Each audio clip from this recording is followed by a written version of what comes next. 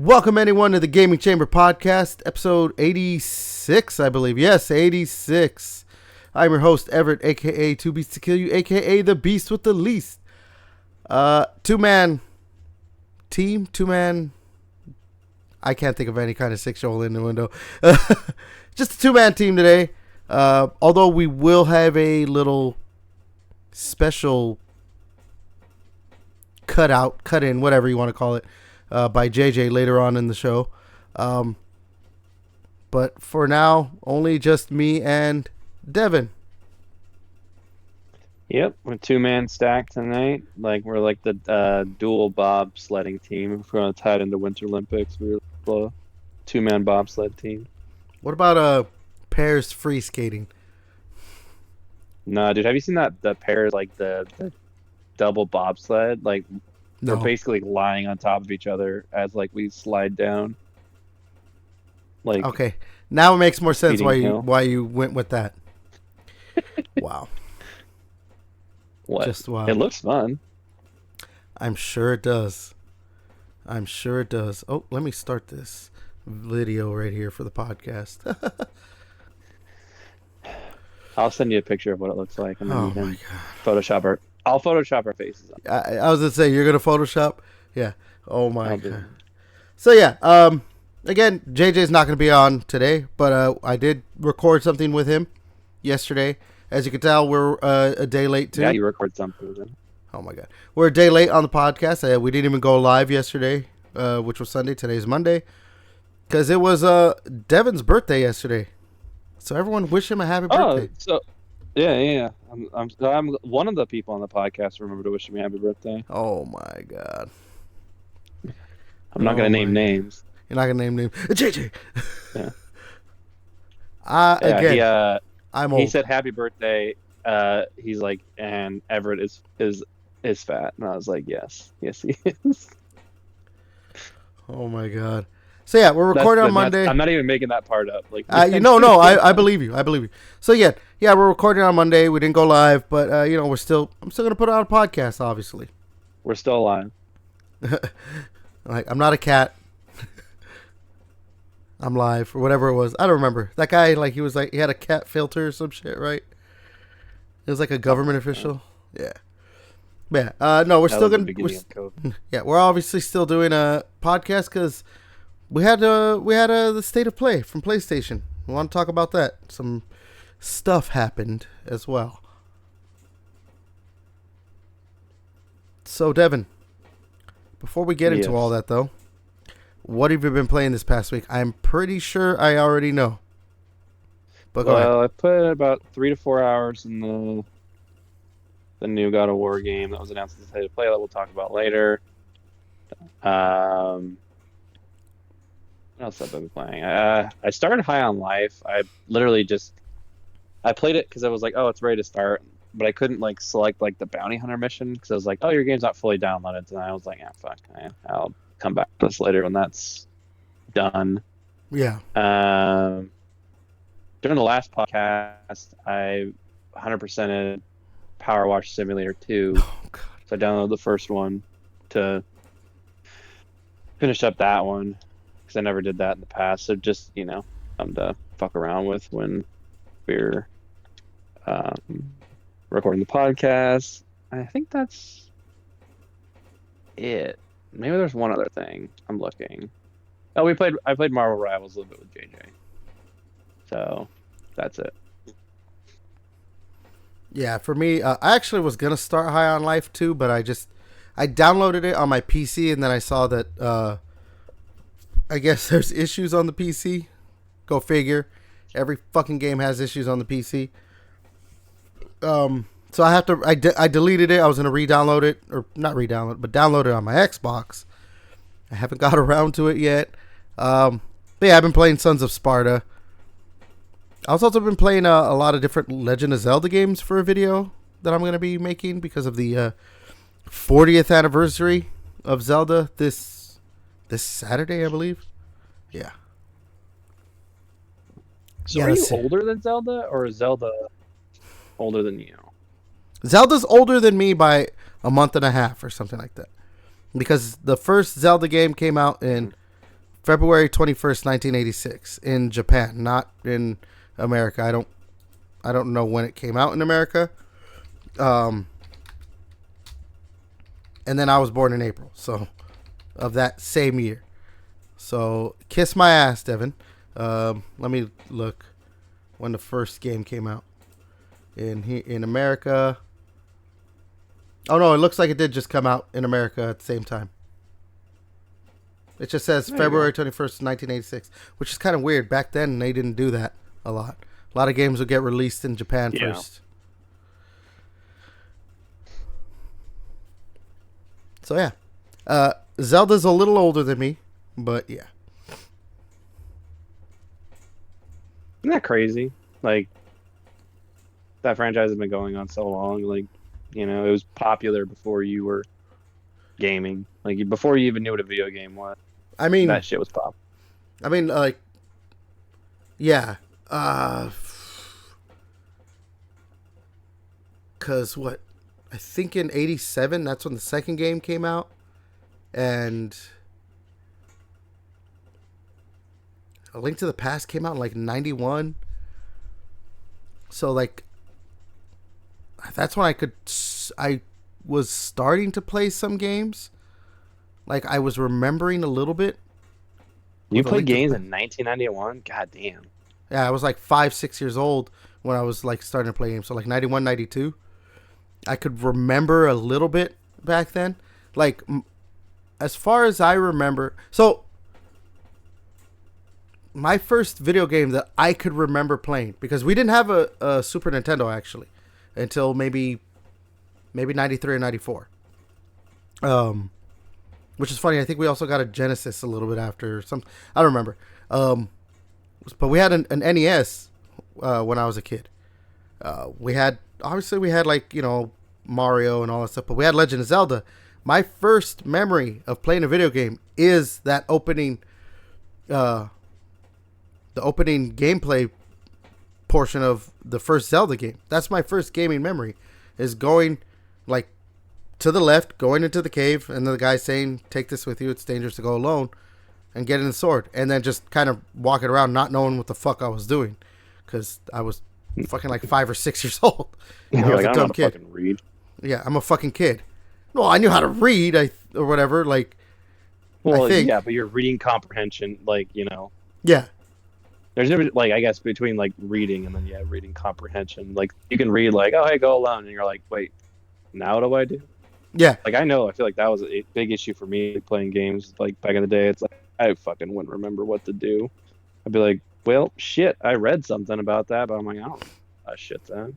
So yeah, like, that's my, like, I probably shouldn't be saying this if, you know, for people who are watching the podcast and watching the video, most likely I'll just repeat that same thing. But yeah, that's my first video game memory. That, and then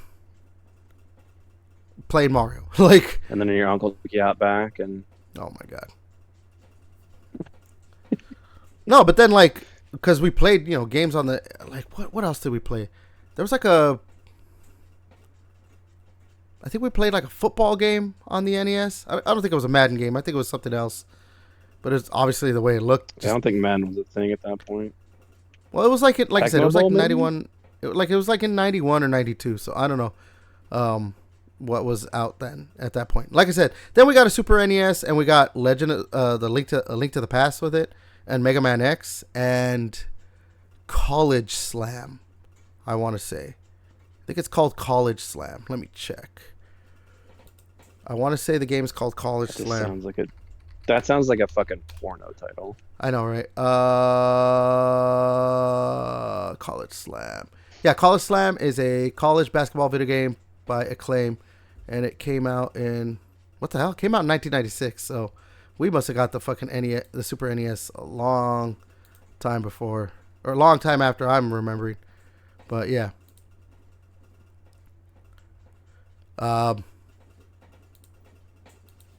Yeah, like I said, I don't know. I played a lot of Mega Man X and A Link to the Past. Like, the amount of times I've beaten those two specific games, A Link to the Past and Mega Man X1, forget it. Like, I could, if I literally got like $1 for every time I beat those games, like growing up and everything, I probably would actually be rich because I just would continue. Like, Link to the Past obviously had a save system, like, obviously every other Legend of Zelda game. I mean, the Zelda games were like some of the first games I think to have save systems like that or whatever. So whatever. But I could still beat a Link to I was beating a Link to the Past. When I would wake up like during summer vacation, wake up in the morning, play it and beat it, and then beat Mega Man X like right after or the next day, and just play it over and over and over. Yeah. So yeah, when it comes to Zelda, that game has a special place in my heart, and it fucking very, very, very, what's the word? On point. That it's as old as me. So we share the same birth year. Yeah, you guys are old as shit. Jesus Christ, dude. So yeah. Actually, because you have been playing the Sons of Sparta. I wanted to get your thoughts because you didn't really talk about how much if you're enjoying the game. I thought we were going to talk about it more like in this. Well, I mean, we'll talk about. We'll talk about that it was announced. I am enjoying it. Yeah, I'm enjoying it so far. Like it's a decent Metroidvania game. So far, how much I've played into it, it's not doing anything. I'm like, innovative. It just feels like it's kind of just like. Yeah, it's not really innovative. I mean, it was $30. It's God of War, so I'm gonna buy it and play it, and it's cool. It's got the original, TC Carson voice actor is talking to his daughter. Yeah, so he's doing the voice instead of the new guy. I always forget his name too. Christopher Judge is the new game. Yeah, Christopher Judge. Fun game, but yeah, is it worth $30? Yeah, probably. I mean, 20 could have been 20, sure. But yeah, it's not doing anything innovative out of I know the newest Prince of Persia, a side-scrolling one that came out. I guess it's not the newest one because there's roguelike now that's out. That one had this photo system where you could take a picture of things and pin things on the map so you would know exactly there's a pinning system. Once they get disability. There's a pinning system, I believe. Yeah, but it's not the picture system like Prince of Persia did. So you could do so you could just look at the picture and then see it. And I was like, man, with Prince of Persia, that was it's fucking sweet because now you would know. You're oh, sweet. I know once I get the ability to get rid of these thorns, you don't have to try to remember and be oh yeah, this was the thing where I need to get rid of these thorns. It's oh yeah, you just look at it, you're yep, cool. Yeah, I got that ability and now I can go back. Yeah. So just finding, I don't know, their own special, spin on the genre to kind of make it their own. But yeah, I mean, other than that, it's a fine Metroidvania game with the God of War skin on it. Yeah. Kind of itches jumping back into that universe. Yeah. A little bit. I mean, some people might disagree. No. See, for me, but I'm very much glad that we can talk about that later. Yeah, I'm very much we glad can talk about that later. Out David Jaffe. Oh no! When we talk about no, I am enjoying the game very much. I do like that they kind of try to blend newer God of War with older God of War. Obviously, it's set in Greece or whatever. It's a prequel to. It's literally now the first game in the timeline. But I like the whole system, that you could put stuff on your spear and everything, which is obviously from the Norse games. Different parts to make the weapon better and everything. So obviously the RPG elements are back. Yeah, and the levels underneath the enemies. Yeah. That's more from the Norse games. Yeah. Well, not more from it is from the Norse games. It is from the Norse games, yeah. But obviously, it's as a Metroidvania, obviously it's a little bit more quote unquote hack and slashy than some other, the way they try to make the combat with more dodging. I mean, obviously other Metroidvania games have that stuff, but they clearly wanted to like, oh, this is God of War, but on a 2D 2D side scrolling plane and all that stuff. So I don't know. I'm very much enjoying it. I'm gonna try and do a review hopefully by the end of the week. I do want to finish the game first. If I'm not able to finish the game, I don't do like full reviews. I shouldn't say a review. I want to do a thoughts video. So impressions video. There we go. All right. I don't know if you got anything else. We could move on to news of the week then. Let's get into the nudes of the week. Yes, sure. Nudes of the week. All right. Let's go ahead and start with this first thing. Let's talk about some Discord. So, there was a report coming out, or a thing coming out. I don't know about a report actually, that Discord was going to start age restricting users from certain features, starting in March, unless you do a face scan or an ID. Let me find this tweet. Yeah, so like according to some of the reports that were coming out, it was no, there was a report actually. It was on IGN and everything. I forgot about that. I don't like to use IGN too much. There's some stupid shit on that one. But yeah, so there was going to be no access to age restricted or not safe for work servers and channels. Obviously for minors, cannot speak in stage channels. Automatic filters applied to sensitive or graphic content. Warnings shown on friend requests from unfamiliar users. Direct messages from non-friends filtered into a separate request inbox. To unlock full adult access, users must verify they are 18 plus with one of these options: facial age estimation, a short video selfie processed on your device, not stored by Discord, or uploading a photo of a government-issued ID, data deleted after verification. Obviously, that didn't go over very well on the internet. People don't really want to do stuff like that. Want to put their information on the internet like that, even though it already is. But just like it's like, I don't know. You want my fucking driver's license uploaded? Like, I don't know. It's like almost like seems like a scam for like a talking app. Like we talk on here and like you obviously can share content and stuff. But it's like, you want my fucking government issue, or like, I don't know, especially now in the age of AI, it's like you want a video of me, a talking selfie. Like that seems like super sketch. I mean, obviously it says that it wasn't going to keep all that stuff. It would just get deleted right away. But like, that's still obviously not going to keep people from. Say. I mean, yeah, that's what I'm saying. It's not going to keep people from like obviously being distrustful, because especially right now in this political climate. Anything like that where like, and I just saw like something today, one of the YouTubers I like to watch for my news source or whatever, talking about that the DHS is trying to really basically make the U.S. a surveillance state. So, yeah, things like this are not going to go over well. People if only before the election people had a playbook of what was going to happen. Well, that's something else. If only we knew. Yeah. Like I said, so obviously this did not go over well. But Discord did post a clarification on their website. They said that not everyone's going to require to complete a face scan or upload an ID. The vast majority of people can continue using Discord exactly as they do today without ever being asked to confirm their age.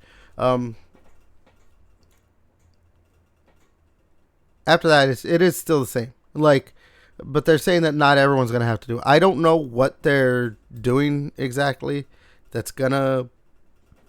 I don't know. Maybe they're going to look into people's chats and just be like, oh, these people are sharing, like, fucking beheading videos. Maybe we should fucking make them require their age or something, I don't know. Like, see what content is being shared in certain rooms and then making that decision. But I don't know.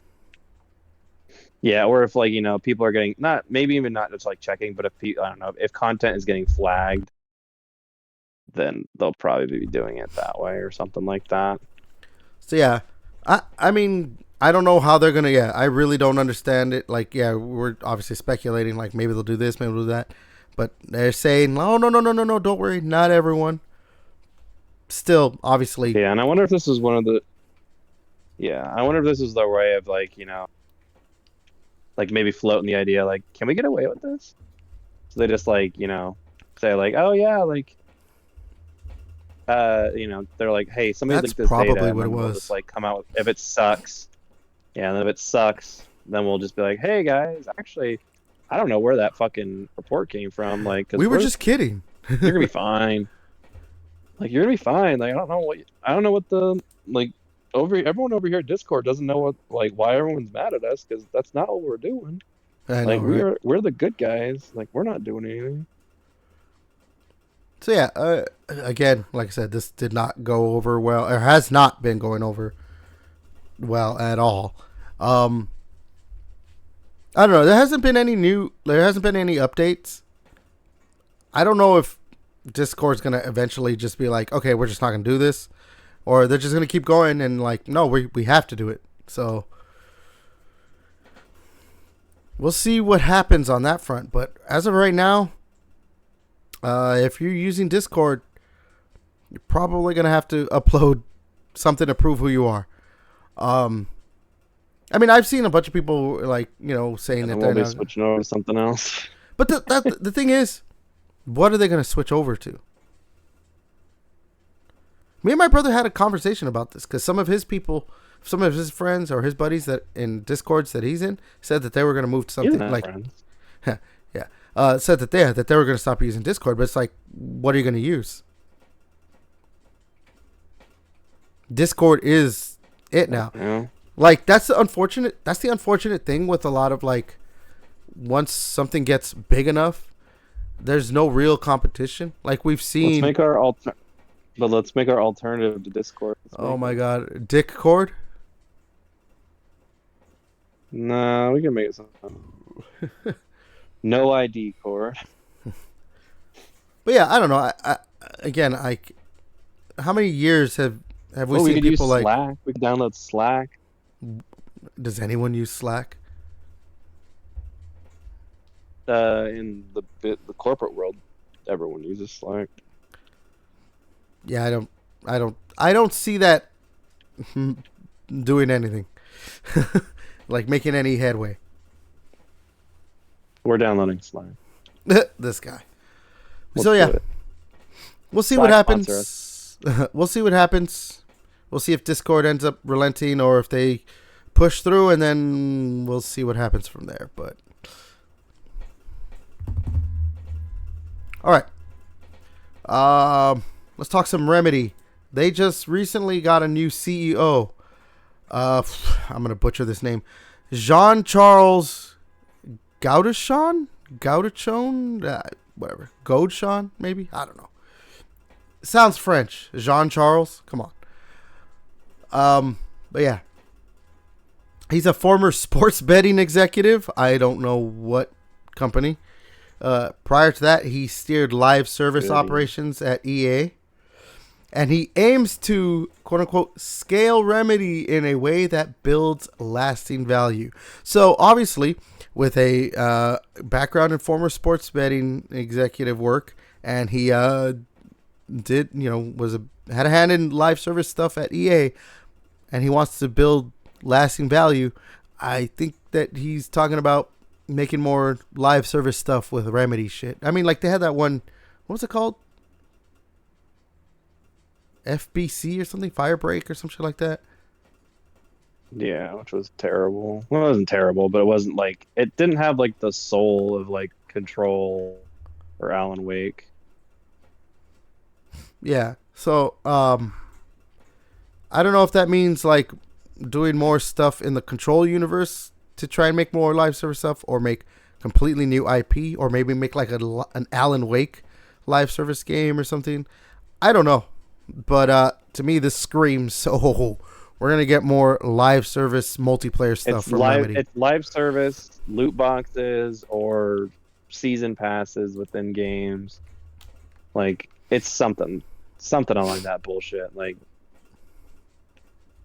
Yeah, Like that. It's clear as day. That's what it's gonna be. yeah. Like, why would they hire this fucking man? I mean, that's most likely what Like, it he is. obviously is a fucking smooth talker. Yeah, that's what it is. That's why they hired him, because he has experience in that, and so they want his experience in someone that who can handle live service stuff. Because most likely that's where they're going. Uh, I just, for me, if the, if they're planning on doing live service games, that makes no sense for Remedy, a company that's I known for know. making single player games. Max Payne, Why don't Alan you, yeah, Wake. why don't you go ask Rocksteady how well that worked out for them? Like, they are known for a certain type of game. Weird. Well, not maybe not Max And Payne like their as new enough. game looks great. Control Resonant. Like their new control, yeah, like their new control game looks great. Like you don't need to throw like any live servicey shit into that. Like I don't know what are we doing here. It's just, it's the, it's just been, it's the way that the industry was going, and it's still, I think, remnants. Maybe not remnants, but I think it's the last gasp kind of thing of like dying, like the dying trend of like everything's got to have some kind of live service stuff or some kind of Yeah. microtransaction, because obviously, I mean, Ubisoft popularized We that, have even to single player we have stuff to did. access your wallet. We have to access your wallet at 24/7. We can't just get your wallet for the purchase and then if we make DLC, like we have to be able to access your wallet at all times. Like we can't not have you paying us money. Like I don't know. And yeah, what are you gonna put like fucking dailies in the new control game? Like, is that what we're doing? Like, I don't know. Come back in, use this certain weapon to smash this guy, and then you get, upgrade points to upgrade your melee weapons. Like, is that really what we need in a Remedy game? Like, again, like I said, just ask Rocksteady how well that worked out for them doing a live service game after making three great single player Batman games. They're like, oh, let's have this team that's notoriously good for making single player games. Let's have them transition over. There's tons of other examples of how that just doesn't work out. Like, you have to have people around that know what the fuck they're doing in the genre that they're doing. Like, don't have the Witcher developers make the next Call of Duty, or Yeah, make them make a military shooter because like they would be dog shit at it. Like, yes, they're great developers, but like you can't just like tell them to make a transition and do that. Like, so I don't know. I think, I You'll think just see the dollar signs, I think the and only then just way for a company to do stuff like that, where they're like, "Oh, we're gonna make a different style of game," is it still has to be somewhat related to what they were making. Like, yeah, like Cyberpunk was a shooter. Like it wasn't like obviously like The Witcher, but it was a shooter it's and an it was an RPG. RPG, Yeah, and it still had like obviously the RPG elements up in your character, dialogue choices, things would affect and change. Like, but it wasn't like, oh, we need you to make a military on like the next Call of Duty online shooter. Like, yeah, yeah, you could make a different style game, but like it needs to be within like slowly transition and then like, make a few cyberpunks, you make some things else, like, I don't know. You just like not like stay in your lane, like don't ever like get creative and do something else, but like there's a reason if you're successful at doing something, you should kind of stay in the realm. Like Control isn't exactly like both Control games are obviously different. Like they're playing completely different, but they're staying in that same realm of like, gameplay wise and feel. So, but yeah. whatever. They can if they want to learn their lesson the hard way with hiring a new CEO that's gonna do some stupid ass shit, like if they want to learn their lesson that way, then have fun. Yep. So People are not gonna buy that shit. Like, I don't know. If like the next Harry Potter game comes out and it's like a live servicey piece of crap, like it's gonna definitely sell worse didn't WB say than that they were going to add some live service elements to the next one? I thought I yep. saw something like And that. if it's like live service, I know, like they said, like I think yeah, pretty heavily rumored that that's gonna be the case. But yeah, but if it turns out to be like 100% like live service game, like I guarantee it's gonna sell worse than Hogwarts Legacy. Like, and then they'll make less money. And they'll be like, oh, it was a failure. It's like yeah, because people wanted a Hogwarts Legacy sequel. They didn't want a Hogwarts Legacy sequel in name only. They wanted it, to Yeah. feel like a Hogwarts Legacy sequel. So I don't know. People like need to realize that people have their live service. It's okay to have a game and then like, you can just sell DLC later. You don't have to, it doesn't have to, like, not every game has to have a season pass. Would it be great if your game came out and was the next Call of Duty? Sure, that would be great, if that could happen. If your game could be the next Call of Duty, if your game could be the next, even Arc Raiders, whatever. Yes, that would be great. But why not? I know this sounds bad, but just why not aim for the middle of the road where you make a decent amount of profit? And you know a company that's doing that and has been doing that pretty consistently lately, and it's been nice, is Capcom. Capcom lately has been like aiming for the like, especially with Resident Evil, they're content. Like, With yes, making there what is it some is. Yeah. microtransaction stuff in there, but like they're not like making Resident Evil like a live service.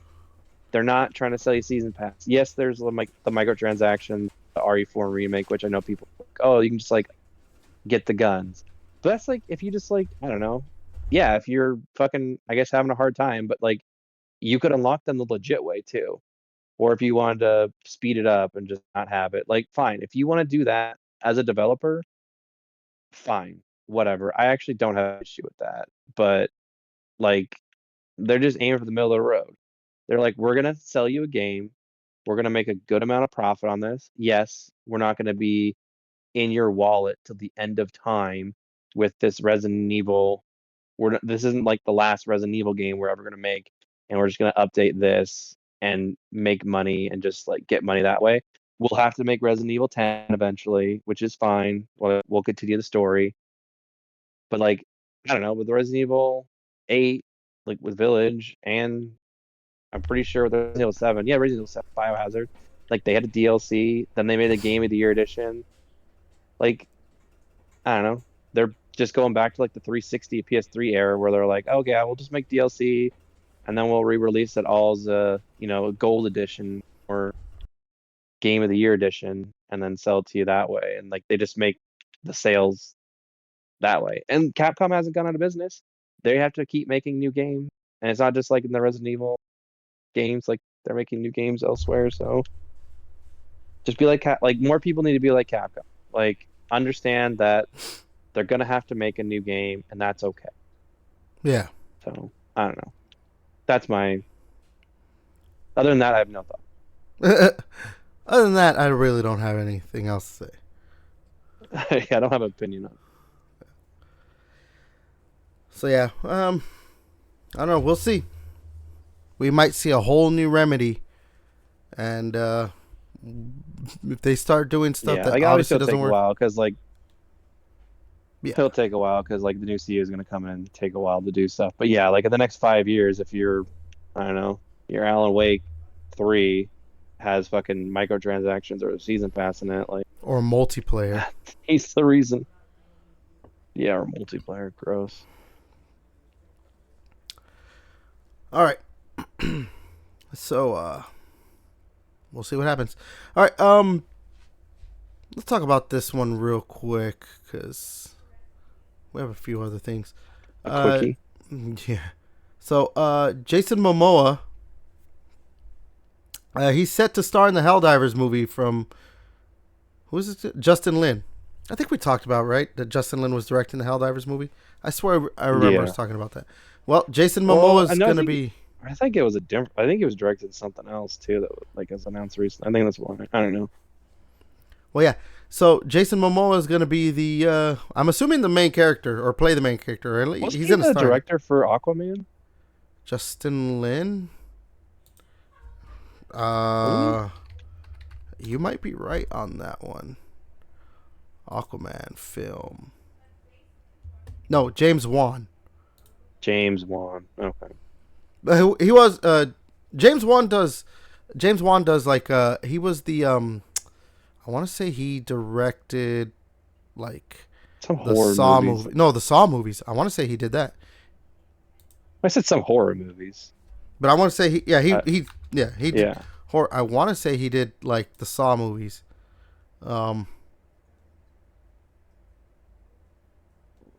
Yeah, Saw, Insidious, Conjuring. That's all him. He did direct a Fast and Furious movie, but Justin Lin has directed a bunch of Fast and Furious movies. So That's I don't probably know why I what. get them confused. I 'Cause they're think both Justin Fast and Lin. Furious directors. I think Justin Lin might have directed that third Star Trek movie. Hmm. Did I he don't direct remember. the Fast and the Furious with Jason Momoa? He had to have. Like, damn. Now you're gonna make me look it up. Justin Lin. He has directed Fast X, right? That has Jason Momoa. Yeah. Yeah, there you go. I was like, there's some not nepotism, but familiarity there. Familiarity. Yeah. Honestly, I think that could really work. Him directing, obviously, if you watch the Fast and Furious, I love Fast and Furious movies. I know they're bad, but fuck it, I love them. They're just good time. And Jason Momoa, Well, if you watch what, like, I feel like that's the point. I yeah, feel like that's the point at this point. Like, everyone knows they're like stupid. Like, I feel like it's like I don't know, Resident Evil 5 boulder punching moment. Like, we all know that moment was stupid. We still but we like the love it. game, but it's Yeah, just like, okay. But we love it. Like, it's like, oh my God, this is the stupidest thing I've ever fucking seen. Like, who can punch a boulder? It's like, who can jump out of a fucking speeding car, land on another speeding car, and like drive it off a cliff safely or whatever? Yeah, like, this is stupid. Like, but I'm gonna keep but watching. damn it, if I'm not gonna, yeah. And I actually loved him as But the damn villain. it if I'm not gonna go to the movie theaters. Yeah, I loved him as the villain in Fast X. He fucking hammed it up. He knew what type of movie he was in, and He's he gonna was be like, so good as Lobo. I know, right? Like that's the thing. I love Jason Momoa as an actor because like obviously he was in like Game of Thrones. He played Khal Drogo, and that was a serious role. And you see, like he could play like this badass, and even in Aquaman, like when he's just like, oh, I gotta be a badass. He's a badass, but when he's having fun, oh, he's having fun. He is having fun. Like I said, Yeah. when he played the villain in Fast X, the tenth movie or whatever, and he had a good time. Like he was like, no, I'm gonna have fun, and you can tell in his performance. And yeah, like the Helldivers, if him hamming it up and just being like a good time, like, oh, I'm here for a good time kind of thing, kind of actor, and Justin Lin directing these nonsensical, just like, oh yeah, you know what this is. This is just stupid, but we're gonna have a good time, type of shit, for movies. With the way Helldivers 2 Type was, yeah, type shit. With the way Helldivers 2 was, with its like, clearly just like, oh, here, we're having a good time and we're going to make fun of shit and it's going to be kind of stupid. But damn it, if it's not a good game. You're gonna blow up your buddy Yeah. on accident. Like, I really hope that translates really well. And I think that the two people they have so far for it work for that style. If they're like, no, we're gonna make a really fun movie, because the game was just like, oh no, we're really fun. Yeah, I can't. I am super looking forward to a Helldivers movie directed by Justin Lin, starring Jason Momoa. Like, yes, give that to me, in my veins. Coming 2028. I know it is gonna take a while, but oh well. I don't know. You got anything else to say on that one? No, yeah. I mean, I think so far, I mean, you got two guys that, I mean, and I feel like by like the year 2030, the only movies and TV shows that are going to be coming out are going to be just be based off video games because Hollywood's run out of ideas. It feels like for like original IP, so I feel like they're just tapping heavily into our video game world right now of Yeah. just like, IP that they can.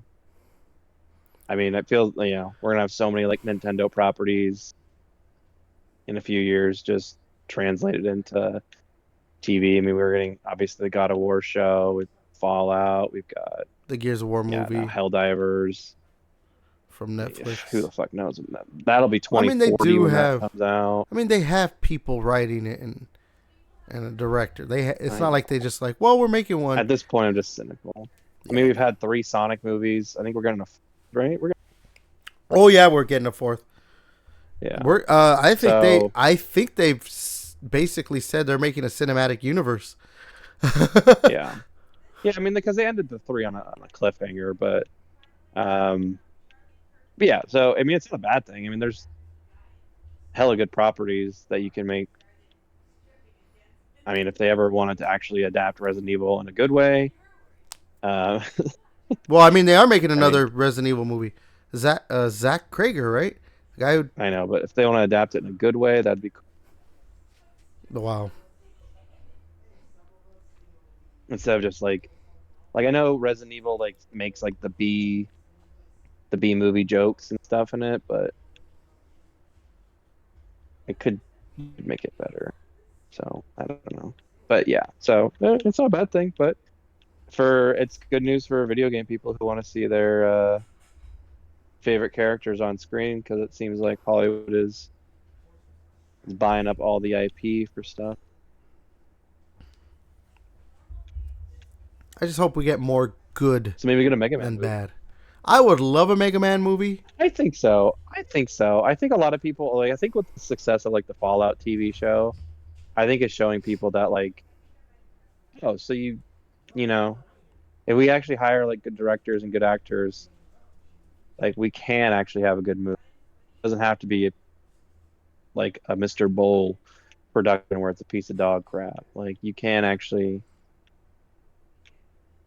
have your Yeah. cake and eat it too. Yeah. You Oh know? man. Yeah, it looks like we are long past the days of Uva Bowl shit. Uva Bowl slop. Bowl slop. Yeah. There we go. Uva slop? Yeah. Bowl slop? I don't know. 'Cause it really was. Oh, I like bull slop because I think it sounds like bullshit. yeah. So I like bull slop. Yeah, because, I mean, oh my God, dude. Like, don't get me wrong.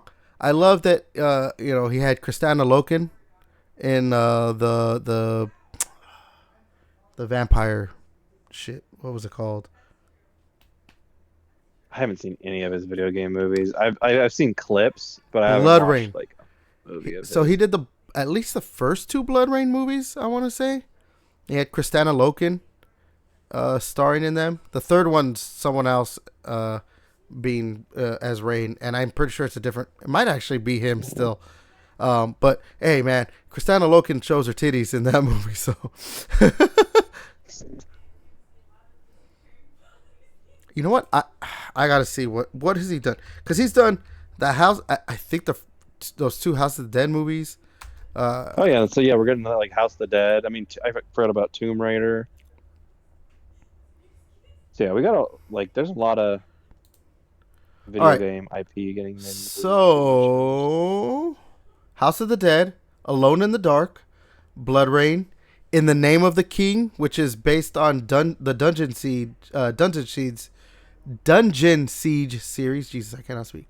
Blood Rain 2, Postal. He did a Postal movie. Alone in the Dark 2. I didn't even know there was a second movie based on it. He did the Far Cry movie. There was a Far Cry movie. God, Rampage. Wait, is that based on the? No, it's not based on the Rampage. What do you call it? Okay, because I was like, there's the Dwayne the Rock Johnson. He didn't direct that. Okay, so he did do the third Blood Rain movie. In the Name of the King 2, Two Worlds. He did Assault on Wall Street? Huh. In the Name of the King 3. House of Evil, Decline. Okay, after that, he just started doing like whatever movies. So, In the Name of the Yeah, King like, was his last one in 2014. why do people keep giving this fucking guy money? Um, I think I saw that like because he's German. It was something with the German like government or something that like he could just it could be used as like a tax write off or something like that by the government. I don't remember. There was something that he found like some kind of loophole that he could just keep getting funding and just make and like it wasn't like he was needing exorbitant like uh you know production value or Budgets. whatever budgets. So it wasn't like, oh, okay, yeah, here's some money. Make your stupid little movie. And he would make some movies. And yeah, like he made movies all right. What a life. Yeah. And He's made a he shit ton of recorded movies. stuff. He certainly directed. Is he dead? No. How old No. is that guy? Okay. Uwe Boll, he is Do you think 60 he'll get years an old. memorandum or whatever it is? Only 60? Jesus Christ. Do you think he'll get like a like an in like memory of when they do it? When like, he's finally Oscars or when he stuff? goes. That'd be Yeah. I Like, don't do you know. think he'll be important enough? You know what? I don't think he'll be important enough to be included in an in memoriam. But when he goes, I bet you all the people that like everybody that talks crap about him, including us, we're gonna remember him fondly. Not in a good way, but we're gonna remember him fondly. Yeah. You know what? Maybe upon his death, he has like 10 hidden movies that he like filmed that he'll just like release upon his death. I know. You know what? Let's use that as a transition. Let's talk about someone who actually passed away recently. So let's just talk about this so that way we don't have this lingering over us the rest of the podcast. Hideki Sato, the quote-unquote father of Sega hardware, has passed away recently. He was 77.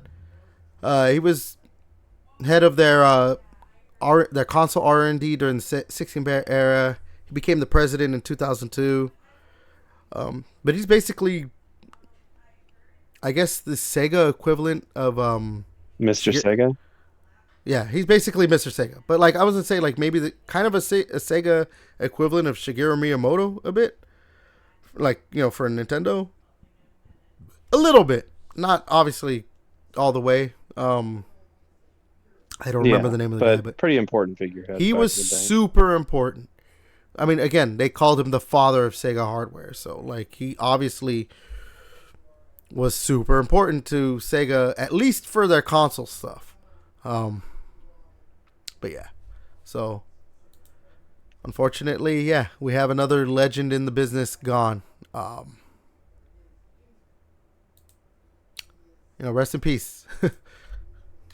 Not really much to say on that one. Yeah, I know. Rest in peace. Thanks for the fond memories. Because I mean, I had a Sega Genesis growing up. I still have the Sega Genesis actually that I had when I was a kid. I have games for it too. I don't have it hooked up to the TV, but it was one of my earlier gaming systems. Like I'm pretty sure we went from the NES and we got we didn't get the SNES. We got the Sega Genesis for whatever reason. But I remember playing that a shit ton growing up. Like we played NHL hockey number 95, and me and my brother would turn off like fucking penalties, so you could obviously like icing and stuff. Because like back then, I mean, even though it was NHL 95, like I was playing in probably like 1998 and 1999 or whatever.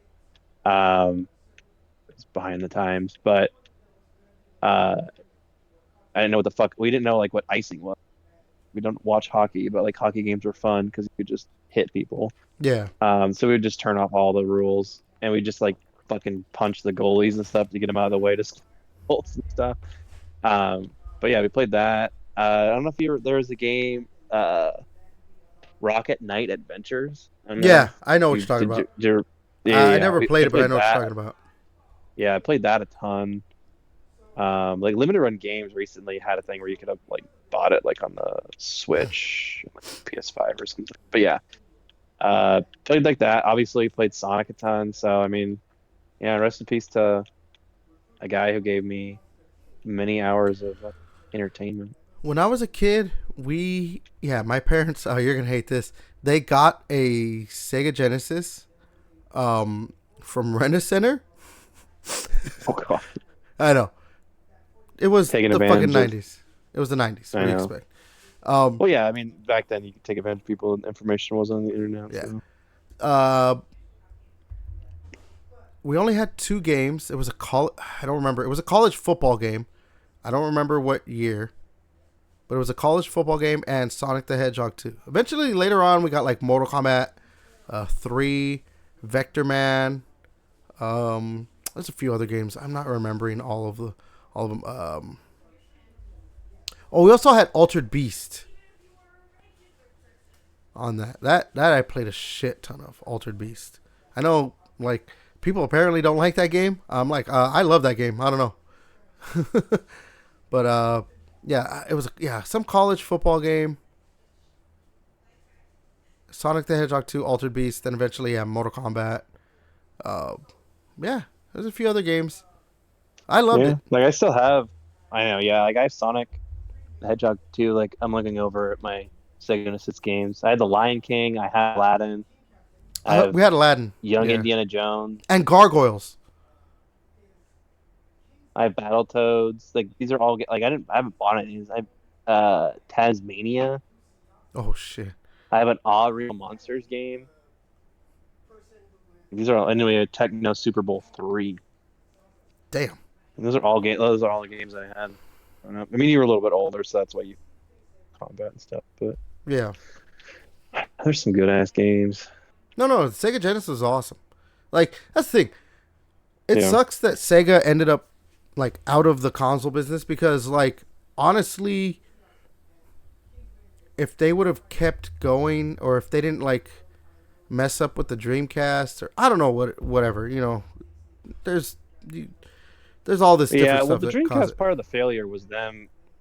Yeah, I mean, like part of it was them sinking so much into Shenmue because there was like a thing. I mean, like the amount of money they put in that game. Like I think every Dreamcast owner would have had to have bought like 2 or 3 copies for them to like make their money back, just to make their fucking money back. So it was just like there was a lot of like bad decisions. I mean, but Yeah, like yeah, they were ahead of their time. I mean, like, they had online multiplayer before anybody else. Like so, dude, like it I was had a like I had a Dreamcast. Like, I didn't have a lot of games. I had a good amount of games, but like every game that I had for Dreamcast, well, except for this one game called Carrier, which is a Resident Evil clone. But like every game that I had on my Dreamcast, I was like, this is fucking great. This console's fucking awesome. Like, yeah, the Dreamcast is one of the few systems we didn't have growing up. SNES and the Dreamcast, I feel like were the only 2 systems that we really.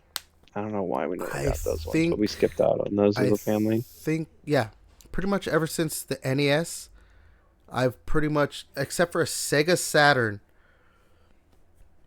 my family, and now me, I guess. And did you have a 3DO? Oh no, what? Okay, so like the major like consoles. I I know. My dad got like convinced by someone at Fry's Electronics to get a Get a 3DO. 3DO. So yeah, that's I got the 3DO. I still have it. That's funny. That is pretty funny. But yeah, no, I I know the I one pretty game, dude. much The only own all game of them. from the 3DO that I wish would get like ported over is a game called Captain Quasar. If Captain Quasar, Oh, you've talked I know I about that could, before. I know I could, if I could, I'm sure we could play it on, dude, because it had fucking co-op. It was a couch co-op, game. It was fun. You played as this. You did the first player was the white Space Marine, and the second player was the black Space. It was fun. I just remember the controller. There's only one controller like slot in the 3DO. So like when you have to do like co-op, you plug in the second controller to the first person can like there's like a Oh top yeah, that's slot. Like right. Yeah, I forgot about that. That's so fucking weird. hmm Gee, I wonder why that system failed. yeah. All right. Let's go ahead and talk about Ubisoft for a bit. So, this was like 3 days ago. I don't know if this is still going on, but at least 1,200 Ubisoft staff have gone on strike this week as part of a planned protest over, like the publishers' cost-cutting measures with studio closures and enforced return to work policy and everything. Um, Another Ubisoft yeah. big dub, am I right? Yeah. There was an update, though, recently. Ubisoft responded to this week's walkout of staff and acknowledged employees' strong feelings prompted by its company reorganization and cost-cutting schemes. In a statement to IGN, as I'm on IGN right now for this, the company said its own records showed that 538 employees went on strike over the past few days, a lower figure than the one stated by, or the one that was reported earlier and everything. So there, let me see. Yeah, here's the full statement. The transformation announced by Ubisoft on January 21st aims to open a new chapter for the group by sustainably strengthening. Yeah, I'm sure. Sustainably strengthening by getting rid of whatever. Strengthening team autonomy and creativity within the creative houses. It is designed to enable teams to develop games that meet the highest standards of the industry while contributing to the group's long-term sustainability in a demanding economic and industrial environment. We understand these changes, particularly those affecting work organization, are generating strong feelings. Since the announcement, we have held a series of discussions and information sessions at multiple levels to help teams better understand the new organization and give them the opportunity to share their questions and concerns. Ubisoft's leadership remains committed to maintaining an open and constructive dialogue with employees and employee representatives in order to support this transformation and to build a stable and clear working framework for everyone. So basically, just in my head, at least from what I'm seeing, or my interpretation of it, they're just saying like, yeah, we don't care. Well, this is what it is. Take it or leave it. Yeah, like we don't care. You guys would prefer to work at home. Come in the office and shut the fuck up. Yeah.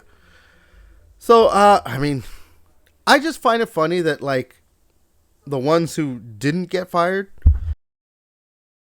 are like, well, we're just gonna protest now. Like, what are you gonna do? Like, you're just not gonna work, and then nothing's gonna happen. And this is Ubisoft we're talking about. Like, they don't know how to make the right decision, quote unquote, right decision, and then like they constantly shoot themselves in the foot. And again, then the other thing, the originally reported number was 1,200, and it was less than 600, less than half of what people was going around. So like Ubisoft clearly isn't going to take it seriously, and I don't know. Or is Ubisoft trying to spin it? You know, it's like they're saying it was only like 500. Yeah, that's true. Is that what they're saying? You know, you just don't know. But yeah, I mean, like, or maybe people got cold feet and didn't want to do it. Who knows? It's just, I don't know. Ubisoft is a fucking shit show, and like, Oh, yeah. again, it sucks because they have fucking IP that people want to play. You know, and then I know we'll talk about like the state of play, but I mean, Rayman remaster, you know, that collection. So, I mean, they have IP that like I like, and it just sucks that I don't know, it's gate kept by fucking Idiots. You can say idiots. mouth breathing morons. Yeah. Yeah, like I was just trying to think of something more eloquent than just idiots. Like, but it is. It's just it's being gate kept by these people who don't know how to run a business or a company, would say it was like, and us as gamers are getting, screwed by it. Like, let's make a good Splinter Cell game. Nah, let's just fucking, every once in a while we'll just have Sam Fisher kind of show up in one of our other games. Well, that sounds good enough. That's what people want, right? They don't need a whole ass game. They don't need a Splinter Cell game. Like, fuck them. You know, it's one of the things that I do find funny that they're complaining about is like, oh, that they have to go back to the office to work. I'm just like, I don't care. Go back to the office. Like, I get that's like, oh, I want to work from home and everything, and this is that. Like, I don't know, man. That shit to me is just fucking pathetic. That No, you have to complain about that. because there's all these studies that you're more productive at home than are at the office. That's like, again, like the only reason corporations want you to go in the office It's because they're spending is money on because they buildings. exactly. Then it's like, don't spend money on these fucking buildings. Like, you don't need to. Like, or make it so people do want to come in the office. Like, Oh offer yeah. shit to incentivize me to come into the office. If you guys paid for This my is lunch, corporate. No, not corporate America. It is corporate America, even though it's all over the world. But this is how it is. This yeah, is corporate world. I know, but like, I don't know, Corporate like Earth. you've heard about, like, I mean, like the Google office or whatever. I mean, like, they have like all that shit there. They have amenities. So like when you do go in the office, there are amenities there. But it's like, I don't know. Like, hey, I don't give a shit about your fucking corporate real estate that you guys bought. And, like, I don't give a shit about that. Yeah. I'm more productive at home. Like, I'm getting my work done. What do you care? I don't know. I guess because for Like, that's me, the thing is, it's like, well, yeah, no, but your job is something that can't be done a job that can be done. well, If a person is getting their if a person is getting their work done remotely, they shouldn't be required to go in office. If they're like, let's say someone's like, if you're like, okay, I specifically know this person is not working, they're not meeting the deadlines, they're not doing this. Yeah, require them to come in the office as like a punishment, like, hey, like, you've lost like your ability to work from home. And that's one thing they do at my job is like, if you get put on a performance evaluation, you will have to go into the office to work today. You lose, just like as like a kid, like, you had permissions to go do this. Now your curfew's early or yeah, whatever, yeah. like, you've lost your permissions. Like, we treat you like an adult, and if you don't take this job like an adult, then you're gonna get punished for it. Which, yeah, that's fair. But yeah, like, so if these people that have to go back in the office are, clearly not meeting deadlines, putting in subpar work, yeah, make them come in the office. Like, I have no issues with that. I'm not saying, like, regardless of employee performance, no in-office work, but But the thing is, too, you also have all these managers all the time that are like, come in the office. I mean, because I know previously working in the corporate world, and the managers aren't even there half the time. They're like, well, I'm sorry, I just got to work from home because just got to do it. Like, I'm just like, fuck off then. Why am I in the fucking office? Mm. If my manager's not even coming, why the fuck am I even here? So, yeah.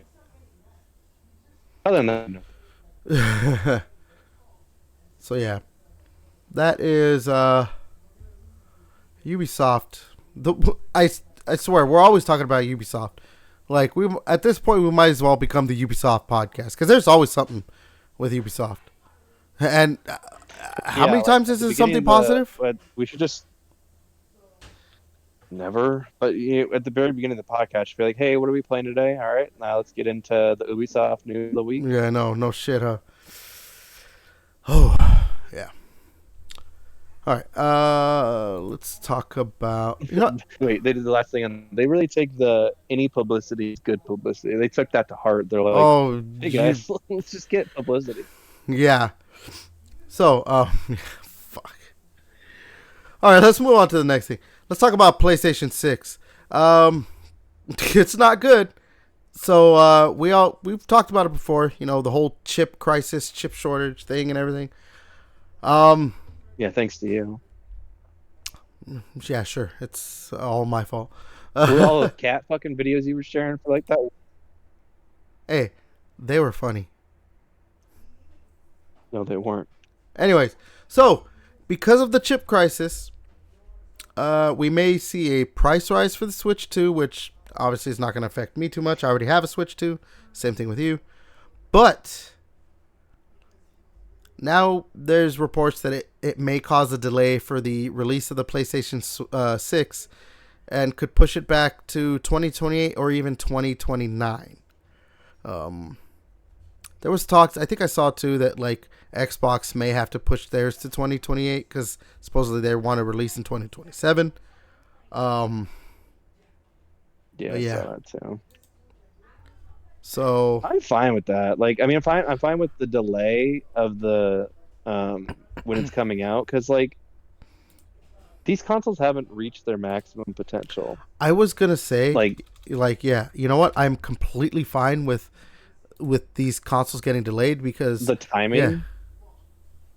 Yeah. Like they haven't reached their potential. Like I don't like that be, like they shouldn't have this should have just been their target launch anyway. It's not that like this chip shortage like I guess it's a blessing in disguise and maybe the chip prices will go down by then. Like will be okay. But like these consoles haven't like the PS5 Pro, like games aren't even optimized for that fucking shit yet. Like you don't need to be releasing a thing and I was gonna make a joke about the chip shortage. I was gonna say that's what the grocery stores say when you walk in the store, and afterwards they're like, "We have a chip shortage." wow. Um, and that's a good joke. Well, Um, here's the thing. Like, okay, but so yeah, we had like for me, I'm more than fine with it because yeah, what you're saying with like they haven't really hit their their peak yet. They're just still going, especially because it is an unfortunate thing. We have a lot of games that are being made for the Xbox One, PlayStation 4 still. So because of that, obviously games are not taking full advantage of the hardware of the Series X and S and PS5. But the thing is too, these consoles came out in 2020. So even if they release like next year, like that's 7 years. Whereas like I know that that's still a long time, but like we had that point, remember? that's like a Nintendo. Yeah. But like we had, I think console life cycles should probably be a decade at this point. I mean, we kind of had that with the 360 to the Xbox One, where the one came out in 2013, right? I want to say it was 2013, and Yeah, the 360 came out in 2005. I know it was a little bit obviously shorter with the PlayStation because PlayStation 3 came out in 2006 and PlayStation 4 came out in the same year, 2013. But like, yeah, 2013. Um, but like like that's you could, 8 years. but like I know, but like the thing is, like with the PS3 and like the 360. Look at the games that first like came out on the console and then look at the games that came out at the end. Like they were getting like you could tell like those consoles got more power tapped into. But like I feel like even for the previous generation from like Xbox One and PS4, there was games that launched that looked just as good as the games at the end. And that wasn't the case for the previous generation. And same with like the PS2 generation.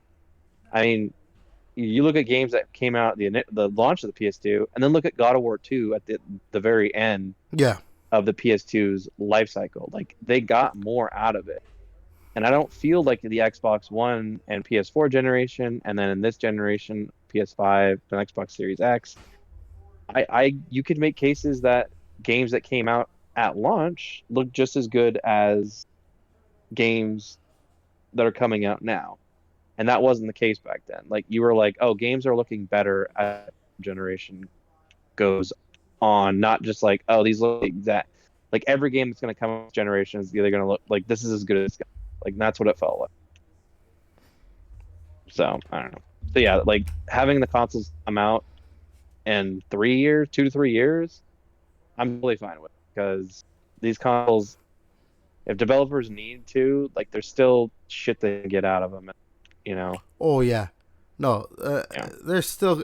That's the thing. Like, I think that's why I'm completely fine with like consoles doing something different. Like, I mean, if this next generation basically is the last like home console style generation, I'd be completely fine with that because the thing is, like, or maybe not the last, but like if this current generation, Series X and S and PlayStation 5, is maybe the last generation where it's just the traditional console. And if we start doing something where like the next Xbox is supposedly more PC like, and maybe they start doing more of that, I'm completely fine with, because the thing is, you're right. Like, what we're, the games that are coming out right now, like, I know we still have that, people online who talk shit about, like, oh, look at the way this game looks and all this stuff. But honestly, do we really have games that look bad? Like, every so often, yes, but they're, No, the only games that like, yeah, the only games that look bad are the ones that are doing it on purpose. It's not bad. It's just or like they the just art have style, like no, the indie games. Like, or they have no, like, budget, like that Walking yeah, I Dead mean, or King Kong I game. guess the last game that, yeah, like, or those games are just like slow. But like games that like you clearly see developers put time in. Yeah, anything Game Mill, Yeah. and then there's that like the day before or whatever, like whatever that piece of shit was called. Um, but yeah, like I don't know, any AAA game that comes out, like they all look good. I mean, like I don't know, a little bit like I like to like it looks really good. Like I'm like, is it the best looking game ever? But like no, but like it still looks really damn good.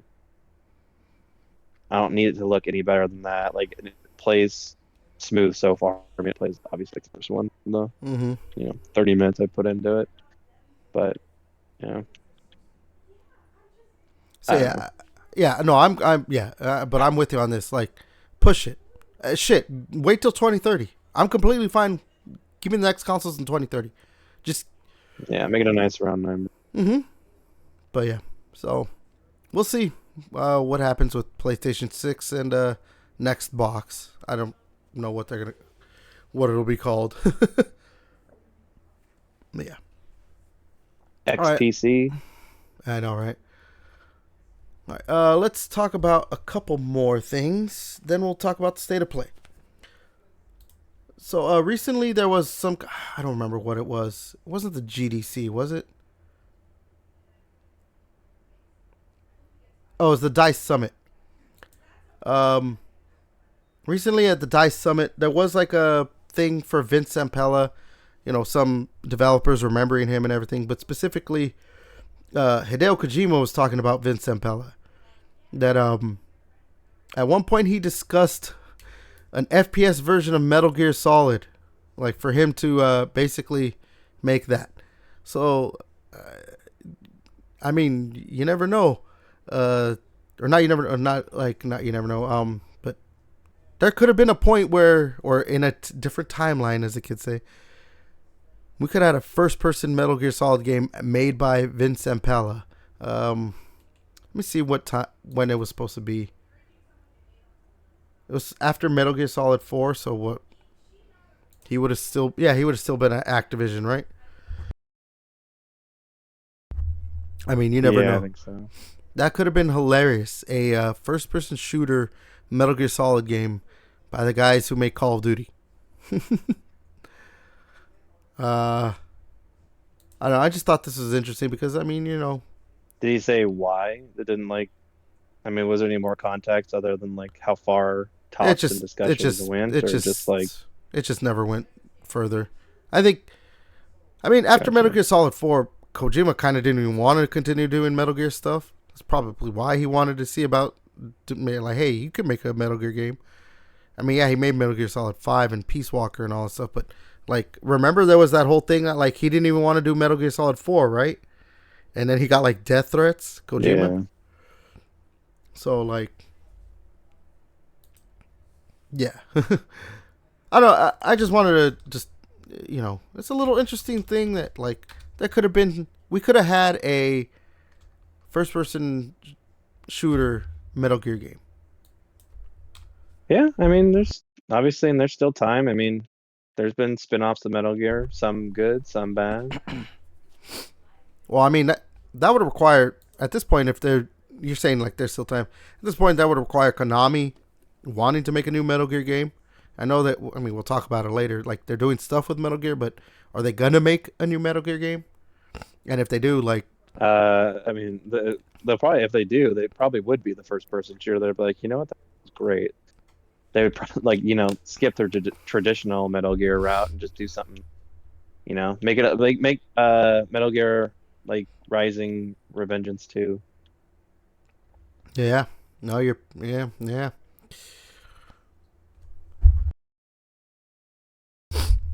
All right. Let's talk about Highuard for a bit. Oh man, this is probably my favorite. This is probably my favorite story of the past week. Not for the reason that you're thinking. So, Highuard, Wildlight Studios recently, unfortunately, had some layoffs. They did put out a tweet. This is from the Wildlight Entertainment Twitter account. Today, we made an incredibly difficult decision to part ways with a number of our team members while keeping a core group of developers to continue innovating on and supporting the game. We're proud of the team, talent, and the product we've created together. We're also grateful for players who gave the game a shot and those who continue to be a part of our community. This was first reported because it was like on a LinkedIn page by one of the developers who said like, oh yeah, unfortunately I got laid off today. And then Wildlight Entertainment came out and said, yeah, we kind of let some people go. So obviously on the internet, this is, led to people being like, no shit, kind of. Mm-hmm. And I mean, honestly, yeah, like, I'm sorry. Like, yeah, look, we talked about this obviously recently, so no need to like completely reiterate, but like this game is, it's just another hero shooter. There was some uniqueness to it in like Minecrafting. Yeah, but not enough to really, like stand out against the rest of the hero shooter genre, especially with Marvel Rivals and Overwatch right now. And then, when people see hero shooter, you're already going to have some negative connotation with it, like, oh, great, another hero shooter. And then, with the whole Jeff Keighley thing, obviously fucking it over. I think fucking it over. Yeah, it's definitely part of it. I mean, like, they also didn't do themselves any favors, like not, because I feel like they wanted to shadow drop this game from like what reports were saying. They wanted to like and then like obviously Jeff Keighley got like eyes on it and wanted like, oh, you guys should totally come announce this stuff at the Game Award. But then they didn't. Then they needed to realize that they needed to do some like I don't know, like PR. Well, make like to show off their game more between the thing is launch, like the thing is, or do a beta, like do an open beta. I don't even think that it's like that. I mean, the PR thing is what you're talking about. They didn't market this game after it got announced, not until basically the day of the dropping. They didn't like, and I think I know. Well, no, because the thing is, I think the reports, I think the reports came out that they didn't have like a marketing budget because they fucking blew all their load on making this game. So I think when Jeff Keighley, I get it from their point of view. Jeff Keighley comes like, hey, I want to announce this game at my awards show. Don't worry about it. And so they look at that and like, fuck. It was probably free because Jeff Keighley apparently loved the game. I mean, even when it was coming out, or before it came out, he's like, oh, he put out that infamous tweet like, oh, I'll be waiting for you to apologize or whatever. I'll The accept scene your for, or apology I'll in accept your like apology. 24 hours. And so they probably looked at it like, you know what, we don't have the budget to market this game. Okay, go ahead and announce it. And then it backfired. Like, there's also been reports I've seen, like, the person who was the art director for the game was also, like, working on for the microtransaction team or whatever, like their live service stuff. So, like, they had a small team. Like, they had a lot of stuff going against it. So I understand. Yeah, but they were small, but like I know they're small, but like I don't know, like they were agile enough to like make edits and adjustments on the game because they got the 5-person mode out fucking quick. Like I bet you they people already are like, had this it. is too small for 3v3. I bet you they already had it, Yeah, but they but see, wanted to do again, see 3v3. something like yeah, but see something like that is like I don't know, maybe they should have pivoted. Like I know they maybe they need like you said, like they blew all their money and they needed to get this game out.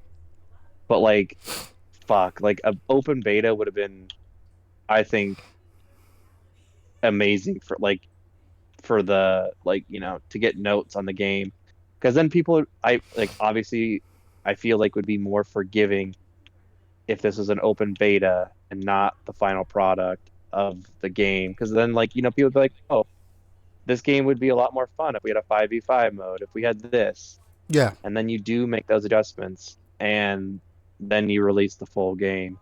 So maybe they should have pivoted and had an open beta.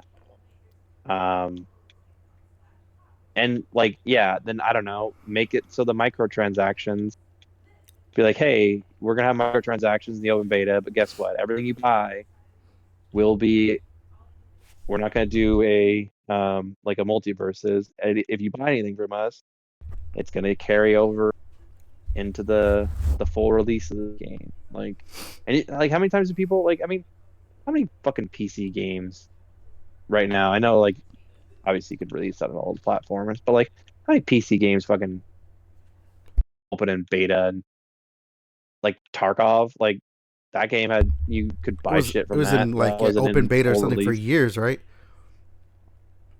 Exactly. Like, so Shit, I don't look know. at They should fucking have just done Star that because I think if Citizen. you just exactly, like I think if they just would have like then just marketed differently, be like, hey, I know like just announced the Game Awards, but it's an open beta starting blah blah blah this date. I forget what date it released, but like we have an open beta starting, and we look forward to you know Yeah.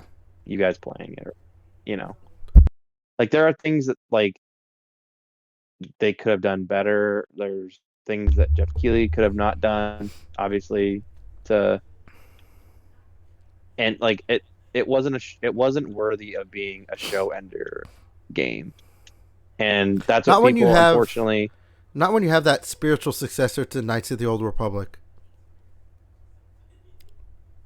Yeah, it's just like whenever, unfortunately, like we'll talk about in the state of play, like whether good or bad, like I do think a lot of uh like a lot of weight of how good a conference or game show or whatever it is that you're Showing. holding comes down to the last thing.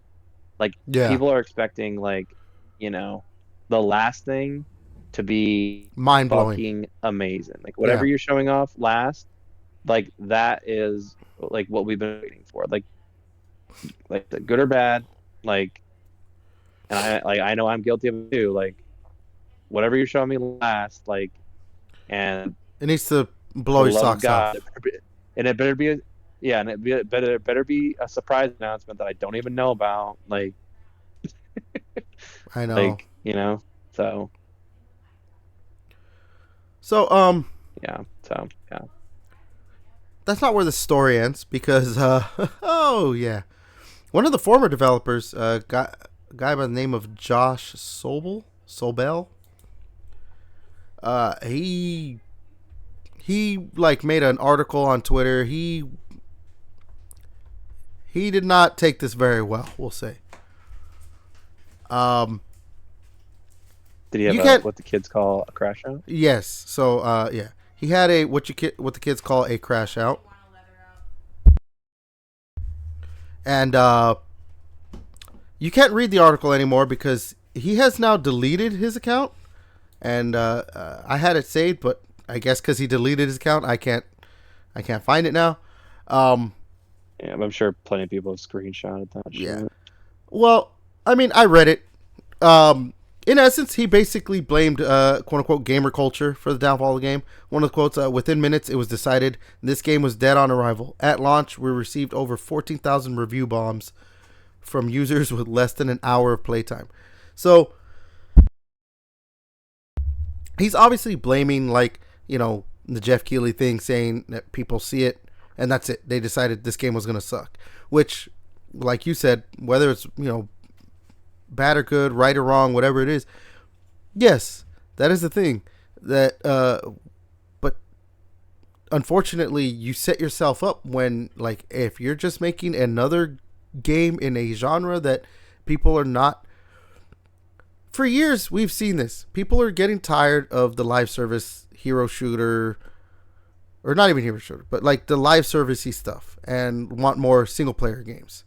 And so when a single player game is announced, that gets way more praise than another live service game, because it's like, oh great, we're getting another live service or game. in like this. Yeah, or in this case, you're like, from some of the developers who brought you Titanfall, people are like, oh my god, it's gonna be like a spiritual successor to that. And it's just a hero And shooter. like, then it's not. You're like, then you're just like, the fuck? I don't like. Yeah, the shooting. I know the shooting is smooth, but if the game, I don't want to fucking play another hero shooter. Like, yeah, I don't care that the gameplay mechanics are gonna be good. Like, I don't want to play a hero shooter where I don't give a shit about these characters. Like, So one of the funniest things in his that's the thing article, is, I heard too. Like, I was just gonna say, like, that's one of the things. Like, I heard, like, the characters are all like, there's very bland. Like, oh, they're very it's bland. like, oh, here's They're the bland. characters. Yeah. One of the funniest things in the article was that he basically tried to, like, justify his anger in that, like, oh, everyone that we spoke to internally thought this game was great. Oh, like, oh, this game needs to be out. Oh, I can't get enough of this game. And everyone, like, replies to that, and everything is just like, they called it, toxic positivity or whatever. That this is an example of that. I don't really understand that. I mean, I guess I do, but it's just like, It's drinking the Kool-Aid. yeah, I mean, you're just drinking the company Kool-Aid. Like, everyone, yeah. How many people are going to be making a product and say, like, yeah, dude, we're making something that's probably not going to go over very well. Maybe we should do something different. My mom thinks I'm cool. Yeah. Like, yeah, okay. My mom thinks this game that I'm making is totally rad.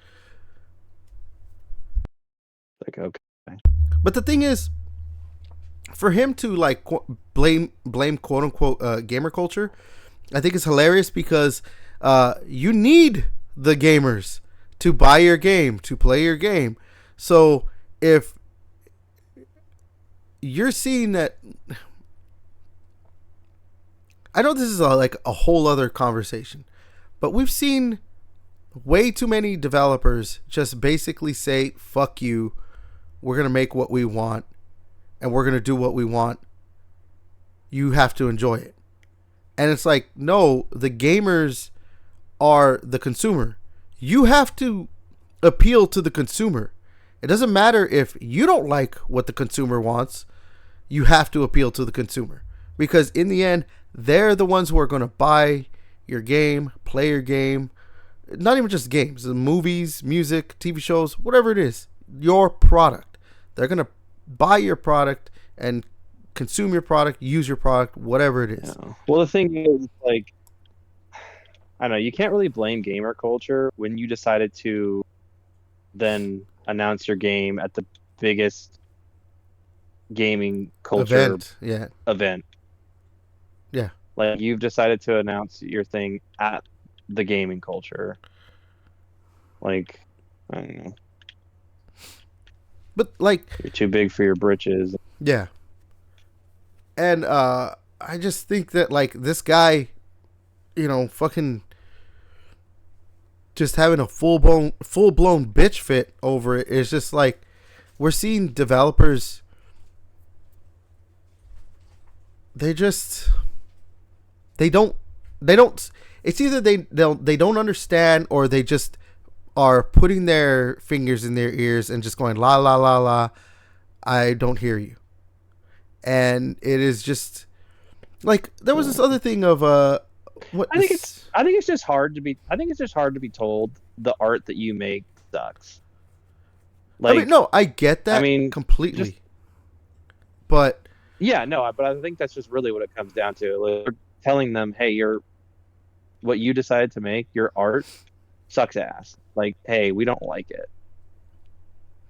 Like, what we liked is what you guys made before. Like, do that again. Do that. Yeah, go do that again. Yeah. And I don't know if that's the thing. And if you're a game developer and that pisses you off or gets at you, that's like, but I like this. Oh, cool. We don't like it. We like what you did before. Or we like this. Do that instead. Then this probably isn't the business for you. Like, again, whether it's right or wrong, bad or good, the consumer is correct in this business. The consumer is correct because they're the ones who spend the money. And if you want them to spend the money, if you want us to spend the money, you need to appeal to what we want. There's a reason, and see, that's the thing, especially here in the Western, for Western developers, obviously this goes with the whole like the woke stuff. Like recently there was this game Relooted that just came out. It's like, oh, you're playing as black people taking back African artifacts that were quote unquote stolen from the motherland, kind of shit or whatever. And obviously, heard of that. Exactly. The game. Yeah, I knew about it beforehand. When it got announced and everything, but the game I think didn't even hit 1,000 players. And is it just like a single player game? I think it's a single player game. But yeah, okay. It's not going over well, obviously. And like the CEO and creative director of Relooted, Ben Myers, like he had like a little bit of a like, oh, on the Steam forums, whatever, basically talking shit about gamers and how toxic they are or whatever. And it's just like, no, maybe nobody wants to play your game when it's clearly meant to be like a political statement in some way, or you're trying to be preachy. Like, people just want to play games to play games and not be preached at and stuff like that. There's a reason why Eastern developers are starting to, like, back in the 90s, a lot of games, from the Japanese side were popular. Then we got the 2000s, we had companies like BioWare, Bethesda, I don't remember the name. It was, 2K basically releasing all this stuff, Rockstar. We had a lot more Western developers releasing games that were more popular. But then we started getting stuff where, like, whether it's right or wrong, bad or good, or whatever it is, that people say, oh, this is just woke nonsense. When it comes to Western developers, now it's shifting back because people don't want those games. They don't want to play those games. They're going toward Stellar Blade. They're going toward Wu Chang Fallen Feathers. Hell, in the state of play, when they announced Dead or Alive, or when they were talking about it, they had a fucking shot focusing on the chest of one of the characters. Like, because they know. Eastern developers, whether it's Japanese, Chinese, Korean developers, they know what these people want. What was that? The First Descendant too. Like, and Marvel Rivals has done it. They know their customers are perverts. Exactly. Because, like... Oh, I know. Like, that's the thing. Well, look, yeah, you got, like, fucking Venom shaking. Yeah. Like I said, whether it's right or wrong, blah, blah, blah, blah. Like, sex sells. Sexiness sells. That's why you have that scene in fucking Captain America... it's not Civil War, right? one of the Captain America movies where fucking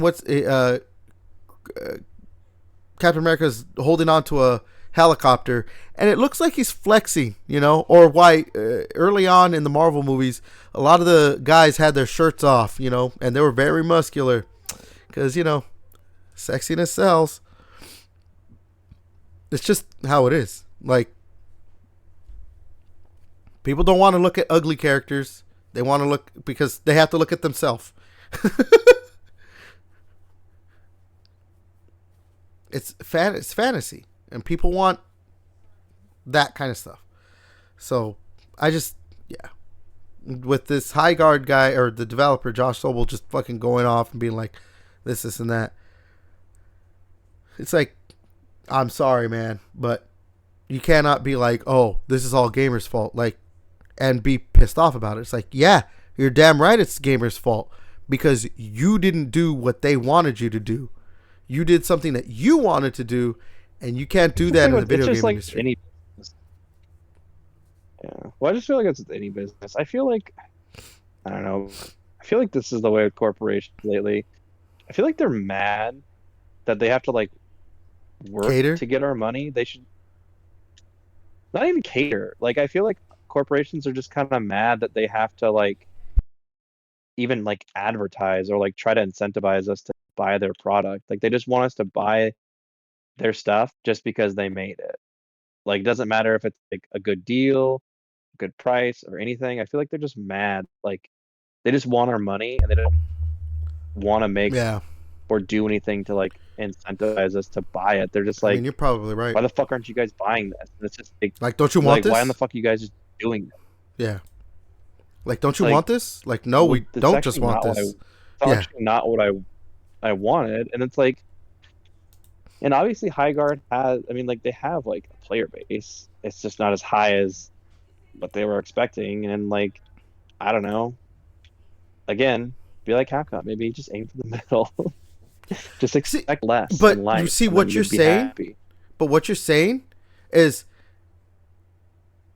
an Eastern developer, an Eastern publisher, is just like making games. Yeah. They're not worried about like, well, we got to do this. We got to do this. We have to make a game where it's a strong female protagonist. We have to make a game where it's like talking about like, oh, preaching the message. They're like, no, let's just make a Resident Evil game. Let's just make a Monster Hunter game. Yeah, but like with Resident Evil, like, people weren't bitching when you had to like they came with the DLC. You had to play as Claire, and like this one. So it's like, I don't know. Like, again, you can do stuff. Like, it's not like everyone's like, oh, I just want to play as like a ripped dude. It's like, just do stuff right, and if it fits the narrative and your universe, like, well, that goes to people just don't want to be force fed anything. What you're saying is like, oh, you play as Claire or whatever, but like that goes to like the thing of like, when you make a good game, because that's the other thing too. A lot of the times when they make these types of games, where it's like they are trying to be preachy, they're not good. So it's just like, yeah, that's what people like, what it comes down to. And then like everyone just falls back on like, oh, you just didn't like it because of the message. It's like, no, I actually didn't like it because the gameplay wasn't great. Because like we've talked about this before. Like Baldur's Gate 3, and I said real on it. I don't know if you watched it, but like you could literally fuck a bear in that. Mm-hmm. Like, and then no one in the real world is like wanting to actually fuck a bear. Like, you can romance fucking bears in that, and like, I don't know, your character can be gay, trans, whatever. But the game's good. Them to be like, they can be that. Yeah, but the gameplay's great, so like everyone doesn't give a shit about that. And I know I brought up this before, like Red Dead Redemption, like, yeah, the characters in that, like, they talk about how men are stupid, which is a very quote unquote woke talking point, and it's like, but no one gives a shit about it because it's not like, I don't know, like the dialogue is done in it's not like a robotic like, hey, you man stupid, and like, all women smart. It's like, I don't know, it fits in like the dialogue of the era and stuff like that. So it's just like, no one's thinking about like, it's, if a game's good, dialogue's good, like, it's just gonna be a good game. Yeah, that's what it comes down to. So yeah, I don't know. That's the landscape right now. That one artifact game play like? Does it play like, you said like the Africa stolen artifact game? Like, what does it even play like? I didn't watch any Like a videos of it first because I person? was never really truly interested in the game. Okay, Because, but I know it's gotcha. getting fucking destroyed. I even think even like, websites are not really enjoying it. The ones who just regardless, like they'll give it a good score. I think they're even just like, yeah, this game's not good. I do find that funny Yeah. though when like the websites are like, no, this is a good game, and then the gamers are like, actually, no, we don't think this is a good game, and then like sentiment on it later on is like, yeah, it wasn't really actually that good of a game. It's like, so you guys were just giving it a good score Yeah. Looking because, back, yeah, like Dragon Age Veilguard is a good example. I think that game was getting pretty good reviews from like the major websites, and it got destroyed by the online people. And like now I've seen more sentiment like, but that game actually wasn't that good. Like looking back at it now, and it's like, oh, now you want to say it wasn't good, but at the time you were like, this game's great. Like, and we know why they're saying it because they want to help push a message as well. But it's just like, again, like you have to appeal to yeah, you. either that or they got some money from EA. Well, yeah, but like here's the thing too. Uh, I know this is gonna sound insulting, but like again, like I was saying, you have to appeal to the gamers. You have to appeal to the lowest common denominator. When it comes to entertainment, specifically or whatever, you have to appeal to the lowest common denominator. You cannot be like, well, we're appealing to this crowd because they're this, and that. Like, no, appeal to the lowest common denominator because it goes up. Yeah. Or if you're appealing to a specific crowd, like then just know that your crowd is also like just know that that crowd is a smaller portion, and like I don't know, maybe like I don't know. Like if you look at like a game like Balatro, like I'm sure the guy when he made it, he's like, I know that my game only, Appeals to there's gonna certain, be a yeah, certain type of audience, people that are gonna like he's like, I know I'm not gonna get the Call of Duty dude bro shooters to come over and play my game. So like you just have to kind of also then know where you're like, you have to know where you gonna stand. make your money off this game. Yeah. Yeah. Well, the thing is too. Which is not a bad thing because it's like obviously, JRPG people like they know that they're not gonna get fucking Call of Duty people to But come over. but also Like, at the same time, like if your game fails, don't be like, oh, it failed because gamers suck and misogynists and racists and just terrible people. Like maybe don't do that. Maybe just be like, damn, I guess our game actually sucked, and then take your fucking licks and move on. Like again, yeah, look like with the inward for like yeah, at least look inward for like I'm trying to figure it out. yeah, like with Highuard, like specifically, like we obviously with Highuard, like we're talking about it, like don't be like, oh, it's because people didn't like this is that. Like no, maybe you made a generic hero shooter that people didn't like, and that's just what it And is. people told you essentially with Concord. Like I know Yeah, your game exactly. has some differences, but like the internet told you guys a year ago that We don't we want don't this. want Concord. Hmm. Uh, So I mean, yeah, that's the game industry right now. All right, let's go ahead and crash talk outs on this. Twitter. Yeah. So let's go ahead and talk about the state of play. But before you and I actually talk about it, I did record something with JJ. So I'm going to splice that in right now.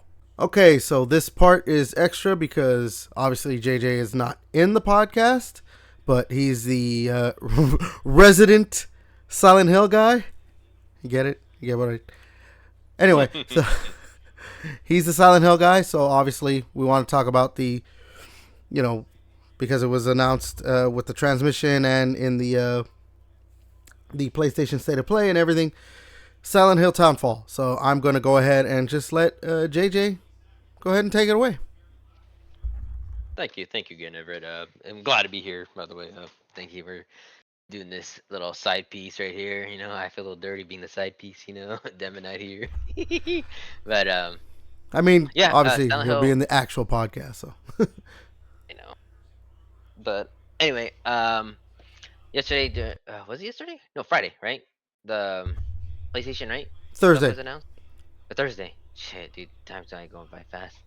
But yeah, they announced obviously of what the games you guys are probably talking about, but the one I want to talk about, like you said, is Silent Hill, Townfall.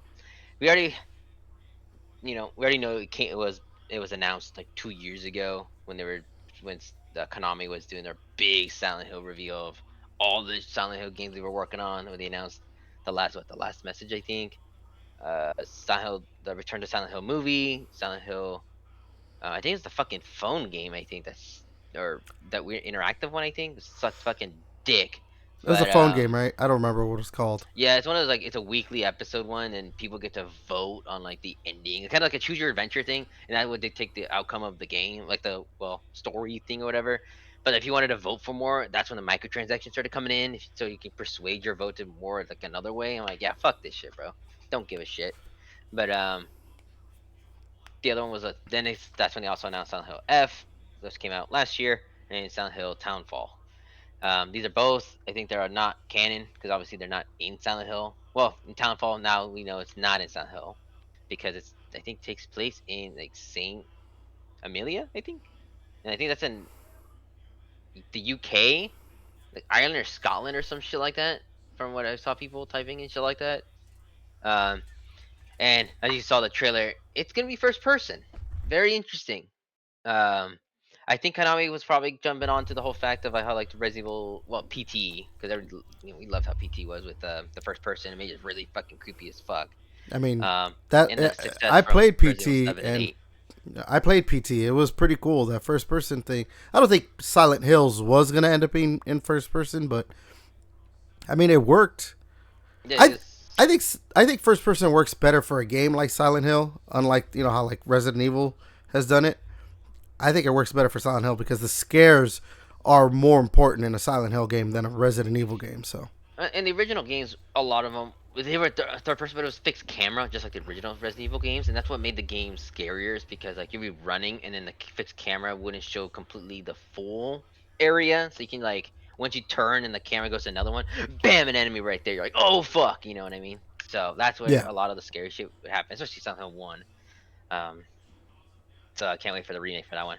But first person, a lot of just I think we saw like the one, maybe two monsters in the trailer, like fucking creepy. That weird like axe fucking skull dude. yeah. So a little, it looks like a little bit of gameplay, which is kind of cool. Just because again, it is coming out later this year. Um, I'm excited. I'm really excited for first person Silent Hill game. They said like It could the be good. success from Resident Evil 7 and 8 were really good, in my opinion. I really like the first person ones. Um, I wonder if they're gonna add like an option to make it third person, like Resident Evil 8 did, with the DLC or That's some right. They shit. did do that, huh? But again, what do I know? I don't work for Konami. I'm finally getting some stuff. I'm trying to like suck the little bit of teeth the fucking Konami wants to give us Silent Hill I fucking mean, lovers. us obviously, you know, Konami was not just like, oh, we're gonna do a new Silent Hill game and all that stuff. Because I mean, obviously, we're getting the remakes and everything, but it looks like Konami is trying to do some stuff. So, like, It's a big franchise, like for Silent Hill to just sit there. You know what I mean? Like especially when the only game that's really like big as Silent Hill, was Resident Evil, and then Resident Evil just swinging their big dicks around like there's no other competitor. I know. I'm not saying like there's like only the only ones that were really competing was the remakes of those games. Like, well, there was only one remake, but I feel like Silent Hill F was pretty decent. Like, I really liked it compared to like the other ones that we got, like Downpour and Homecoming, Shattered Memories, the weird fucking dungeon crawler fucking shit on Vita. Uh, yeah, I guess if you like the Pachinko machines or whatever, but. If I finally get these actual legit ones, try to get some more scare factors and shit in here. I feel like a lot of scary games, I think, are coming. It's like coming back. I think a lot of horror games. I know there's like some here and there, but like more bigger name ones instead of like our little indie games that we get on Steam or some I shit. mean, what That just in the diamond in the rough. in the past few years, yeah, we've had a resurgence. Not a resurgence, but maybe not past few years either. But like ever since Resident Evil 7, I've had like a little bit of a resurgence, with horror and everything. Obviously, the Resident Evil games have been trucking along with remakes and new games, and we're about to get Resident Evil Requiem.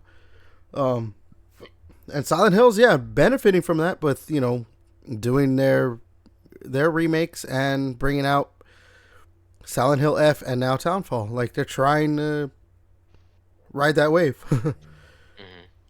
And then, of course, we had other stuff like the Dead Space remake. There was something Protocol. What was it called? Protocol.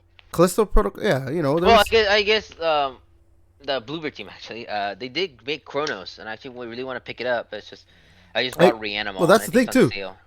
Yeah, Bluebird team has been really like on the front of these, like, because there's that Xbox game that came, or not, it wasn't an Xbox game. It did come to PlayStation eventually, but obviously the Medium, there's that was early. I was excited for that one, especially when it was like get on Game Pass, and I thought it kind of was like, oh, I really want to fucking play it, bro. Like, they look really cool, because that's when I really started noticing more about Bluebird team, because they were just saying like they really, really enjoyed the Silent Hill games. This game's very heavily inspired by Silent Hill. And obviously they're doing the remakes.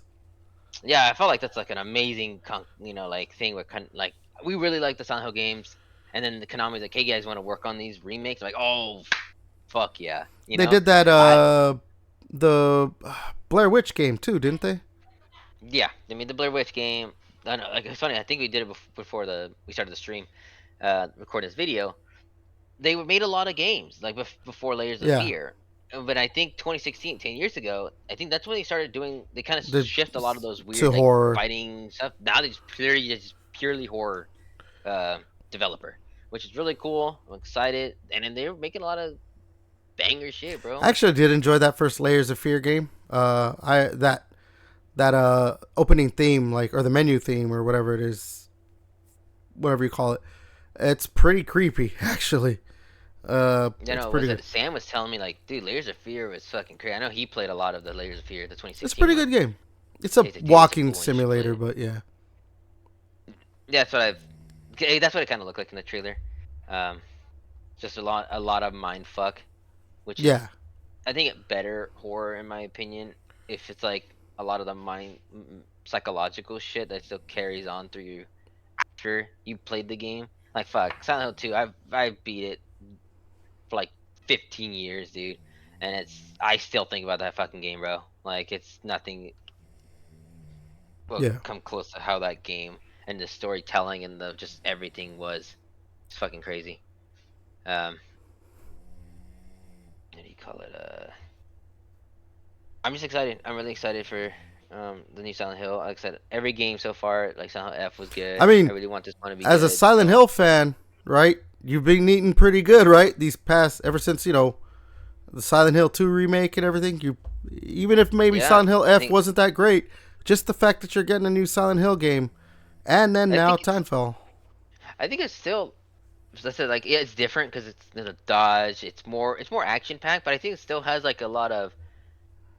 The storytelling is there for sure, the narrative, and it's just a fucked up situation of that game. I don't want to say too much about it because I haven't fully beat it yet, just because I was playing other stuff. But I just seen a lot of reels and like funny jokes and shit like that. But I'm excited. I really want to play it again, just because my thumb is starting to heal a little bit better. So I want to try to see if I can try to rush through Silent Hill F before Resident Evil 9 comes out in a couple weeks.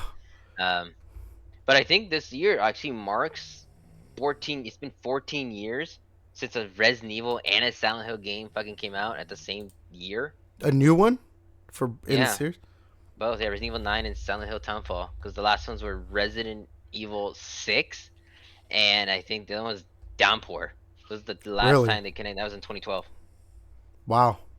Yeah, I think Downpour came out early in the year, and Resident Evil 6 came out like in October or some shit. So I was excited. So to kind of hear that, I started seeing that shit. I'm like, dude, that's crazy. So hopefully it's banging, bro. Hopefully the Downfall takes that fucking shitty movie out of my mouth taste, you know. You said you wanted to talk about a little bit about it too before we finish this little segment. You want to talk about Layers of Fear, the 3. Yeah. So go ahead. We're a little bit earlier when we started talking about like 10 years ago, Layers of Fear came out. Bloober Team did announce, or like kind of like a countdown. It's funny for Devin's birthday actually. But they're gonna announce the game or something. A lot of people were trying to figure out what it was. I think there was another Rose game or something like that. It's a horror game. Uh, that was like on PS1 as another survival horror game, but they said it wasn't. And I saw the trailer last night, like at 9 o'clock, whatever, because they're like all the way over there and like in the Europe time. Yeah. So obviously the trailer came out earlier, and yeah, it's a new Layers of Fear. Layers of Fear 3 comes out this year, I think. I think it comes out this year. I just don't know what date or anything. I think just said this year, but the trailer looked really crazy, like trippy as shit, just weird. Um, I'm excited. It's crazy the 10 years of these guys that kind of just. I wish I kind of looked at it more and just started playing the other game more. Their games, like there's some that I kind of knew, like we talked about the medium. That's when I started really like looking to Bloober Team and excited for. Like I didn't know they did Layers of Fear, Observer, Blair Witch, or something. Like damn, that's crazy. But Oh, they did I'm Observer as excited. well. Yeah, so so I'm excited. I'm really glad. I'm really glad and very hopeful for the Silent Hill remakes for Silent Hill 1 because they did an amazing job for Silent Hill 2. So I'm really excited for Bloober Team to do this. They're giving a lot of hope for the horror Hope. genre stuff. It's the appropriate thing would be that the hope syringe getting fucking put into you, whatever it is. The copium, yeah, dude. I'm hella The hopium. like going pretty good. Yeah, I'm excited. Like I mean, like once I saw Silent Hill 2, because I think we said it before was Resident Evil 4 remake. Like those games are already like so good for what they are. Um, it's just hard to like kind of just change a whole bunch of shit for it Yeah. instead of just adding an HD or something like that. You know, oh, it's gonna be 4K now, better graphics. Now, like they completely changed the story, did a whole bunch of shit for the better, and it just knocked it out of the park. And with Silent Hill 2, they kept like probably like 90% of the fucking game and changed a few puzzles here and there and the layout, and it still worked very good. I was very pleased for this shit. Just wish the fucking movie was that, but whatever. It happens. Yeah, it's just annoying, but I'm glad. Really excited for Bloober Team for 10 years. Hopefully for another 10 more years of making kick-ass games and shit like that, bro. All right. Well, I guess we'll go ahead and cut back to the regular podcast. You want to Yeah. say bye real quick? Yeah, peace out, guys. Peace out. Okay. And we'll cut back now. And me and Devin are back. So, let's get into our discussion with each other. Devin, what did you think of it? First of all, just overall thoughts. If you want to ask me for like a score, 9 out of 10. Right? Uh, Yeah, a 9 out of 10. This I was think it was aw- great. it was I mean, it was obviously excellent. they ended it. Yeah. Yeah, like I don't know, like I forget the name of that fucking chicken game where you're just killing shit. Like it looks like God of War, but you're a fucking buff chicken. Like, that's fucking sweet. I don't remember Like the I'm name gonna play of the one. shit out of that. But it looks fun. Like it's just gonna be like I don't know, kind of like a throwback to like God of War, dumb fun. And then at the end, they obviously announced God of War, and they had the God of War Sons of Sparta Announcement. being out now, which is I love that it super was cool. like I love Just 'cause that it like is. they put that like releasing in 2026 or out 2026, and then they just like get rid of it and oh no, out today. It's like oh shit, yeah. See, that's how you end a show. Yeah, so that was exactly and that's what I was gonna talk about. Like, and that's how I mean that's kind of like how we all kind of like want a show to end now is like a big showstopper like that. We expect like a big AAA title that we are familiar with to get announced, or like a very familiar IP, like the Knights of the Old Republic, something like that, like the sequel to that, or even if just like if it was like a Star Wars game, like something big has to be announced at the end of a show. Like that's Yeah. just what we expect, and they did that. It would be a 10 out of 10 for me if the God of War trilogy, even if they said it was coming out in 2027. I just hate that they said early stages. So I'm like, Yeah. fuck. Like, does that mean we're not getting this like 2028? Honestly, I think that Like, didn't bother it me better as be. much. I think for me, the only reason I'm not giving it a 10 out of 10 is because, like, when I look through, like, I do have a list of the games that they were shown. Like, honestly, as, like, I understand that, like, not every game is for me, but I'm not one of those people who just thinks it's a bad game just because it's not for me.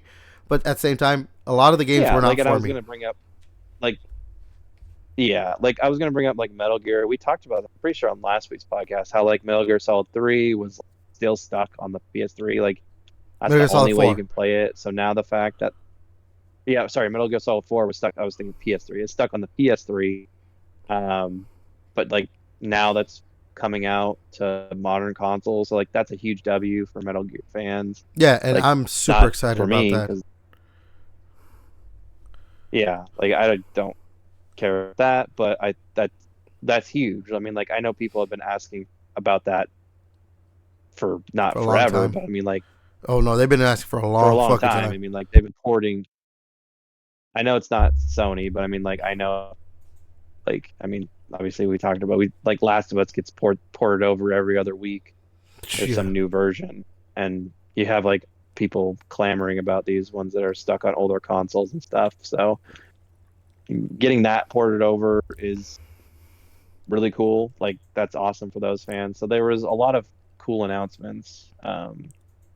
But yeah, in terms of new IP, like I don't know, as long as I keep seeing good gameplay and stuff out of that chicken game, like, Well, dude, buy that like for shit. me, like the John Wick thing, the John Wick game being announced, I was Yeah, like, I oh, want to we're see gonna more actually, gameplay of that. yeah, Like, I know I want to see more gameplay because I don't know, like, is it going to be more like first person shootery, third person? Like, it looks obviously third person, or is that them just showing like some executions? Like, what are we getting here? yeah. Um, what game would be kind of cool if it kind of like this was like, I mean, a mid-tier game when it came out, but like, did you ever play like the Born? I think it was like the Born Conspiracy or some shit like Uh, on like 360. I didn't play it, but I know what game you're talking about. Like, that was like a decent game, and I don't know. Obviously, if there's like a more modern one than that, that'd be kind of cool. Like, but I don't know.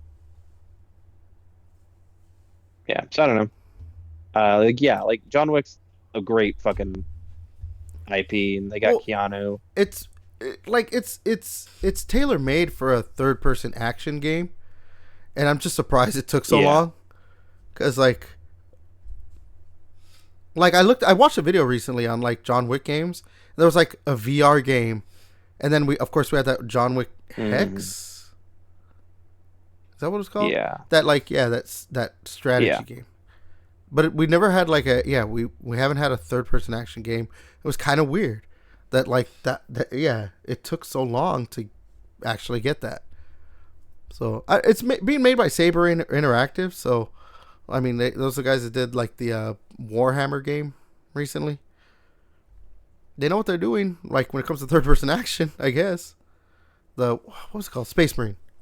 yeah. I know. I just want to see like more gameplay, not just like the cinematic Yeah, trailer. So, but yes, a John Wick game will feed family if yeah. done correctly. But obviously, what stole the show for us, for both of us, was God of War. Like, in addition to like, obviously, a new God of War game coming out is cool, even if it is just this side thing for now. You know, something to just satiate, us God of War Hmm. fans, and hopefully, hopefully it's good. And yeah, I mean, we both are enjoying it, so you know, obviously I Yeah, think like, is it? yeah, It we would I know it's rather have not, the God of War trilogy in my hand? yeah, but Yes. you know, but we have this game, and obviously knowing what it is, we didn't have. Obviously, I'm assuming you're the same as me. We're not having high expectations for this game. It's just something. It's a $30 game, side scroller, Metroidvania, and we're enjoying what we're playing. As long Yeah, as it spend just 30 bucks on less. yeah, or worse. Yeah, exactly. So yeah, but obviously, yes, the biggest thing is that they're remaking the first 3 games, and I know. Oh, they announced this, and there's still something to complain about. I would have preferred like a Greek Saga, just straight up remastering, ported over to the PS5, so I could retire my PlayStation 3. Obviously, with the trilogy, Ascension, the 2 PSP games, Ghost of Sparta and Chains of Olympus. So unfortunately, yeah, if I want to play Ascension and the 2 PSP games, I'll still have to plug in my PS3. But hopefully, maybe they do like I'm assuming the trilogy remake's gonna sell well enough that they'll be like, okay, we'll just at least remaster the other games and bring them over. But yeah, the only thing, one of the things it would be nice. Yeah, but yeah. One of the things I am worried about though, and I have seen this sentiment a lot on the internet, is that they're gonna take out some stuff from the original games, specifically like the sex mini games, because of like Santa Monica Studio is not. They don't like it anymore. They've even kind of regret that they've had them in the games. And I'm not one of those people who are like, I have to have my sex mini game, but like, I don't want them to take out stuff. I just want these games to look like current gen and play like those Not games. even the God of War 1 like spinning saw blade wall. Honestly, if they kept it, I'd be like, whatever. It still looks pretty. Yeah, I'm sure I think they'll probably update like where the blades are at and stuff, but I think fix the hitboxes. It'll be easier. Yeah, like it'll be easy to in this coming one. So yeah, I mean, look. So yes, I would like for them to keep the sex mini games, but also at the same time, I kind of don't care. At the same time, I will say if they like don't have nudity, I'm like, okay, now you guys are just, because this is Greece we're talking about, where like sex and violence was like a huge thing during those times. I know. Yeah. Well, I saw like a meme, and it was like God of War, like classic, and God of War trilogy, and it was like Kratos having sex with a man, like for the mini game, and then someone commented like, "Oh no, like ancient Greece, like men having sex with each other, unrealistic." Yeah, essentially, it's like which they fucking did. They had sex with, they had sex with just like anything. They were just exploring each other's bodies back then. Yeah. Which is why I'm like, no, keep all that stuff, because it is authentic to what Greece was fucking like. Yeah, they were horn dogs. They were fucking horn dogs, and they fucking murdered each other too. They were pretty violent people, which is why a lot of their fucking tales are like weird because. Huh? I know, which seems weird because they were getting they were in full releases everywhere, and they were still that, which is wild. Yeah. So like, for me, that's why. Like, it shows like. And, like, the thing is, too, when you remake a game, like, I don't like when they're like, we're going to change certain stuff because we're fitting with modern times. I'm like, no, don't do that. Maybe fix things or add things that you wanted in the original. Like, with the Resident Evil 4 remake, I guess they were like, oh, we wanted to change some stuff because, like, oh, we couldn't do it when we made it originally. Or, like, I've harped on, like, I would love a Xenogears remake. And that game, famously, they could not finish it. They couldn't finish the story, so it got rushed at the end. So if there was like a remake for Xenogears, like for them to finish it out, actually. But do not change like the religious like themes of that game because people may not like religion right now or whatever it is. Like, no, that's a huge part of the game. And the same thing with the God of War trilogy. Like, yeah, it may seem childish and immature or whatever it is, but like, it was part of the games for a reason, like they added it in. Don't take it out. Like, it may be crude or whatever, but just keep it. Just make it look prettier. That's it. Yeah. Or do, I don't know, like a content setting where like, I don't know, if someone wants to like, not have it in the game, they just they won't have it in the game. Have that as an option. Yeah. Yeah, they just have there's like a yes or no at the beginning of the game, like, hey, like, you know, do you want to have, the sex mini games in there or whatever, Kind of like Call of Duty had that one mission, like, do you want to do this? Like, hey, just FYI, like, this is what's in here. Like, if you don't want to do it, like, you know, it won't be in there. Yeah. So Um. Yeah. And so let's also talk about this thing with Sons of Sparta. So the original creator of the game, David Jaffe. he's a big fan, right? Yeah. He's man, he's made so many videos. Not so many, but he's made a good amount of videos on this so far. He keeps fucking talking about it on Twitter and everything. Yeah, he's not a fan of Sons of Sparta.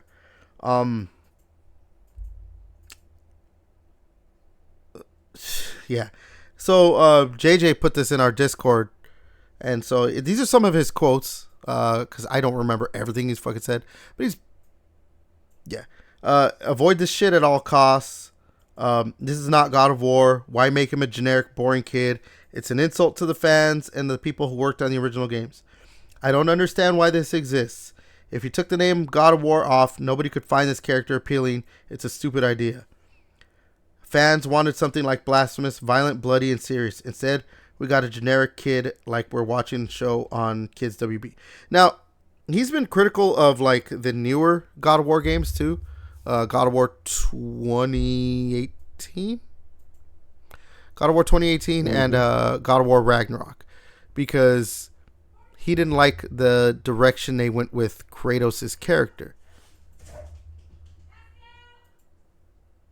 Something's going on outside of my room.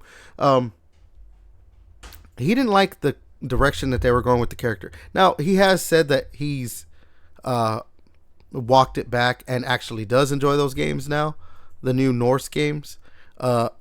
Clearly, he's not enjoying this game.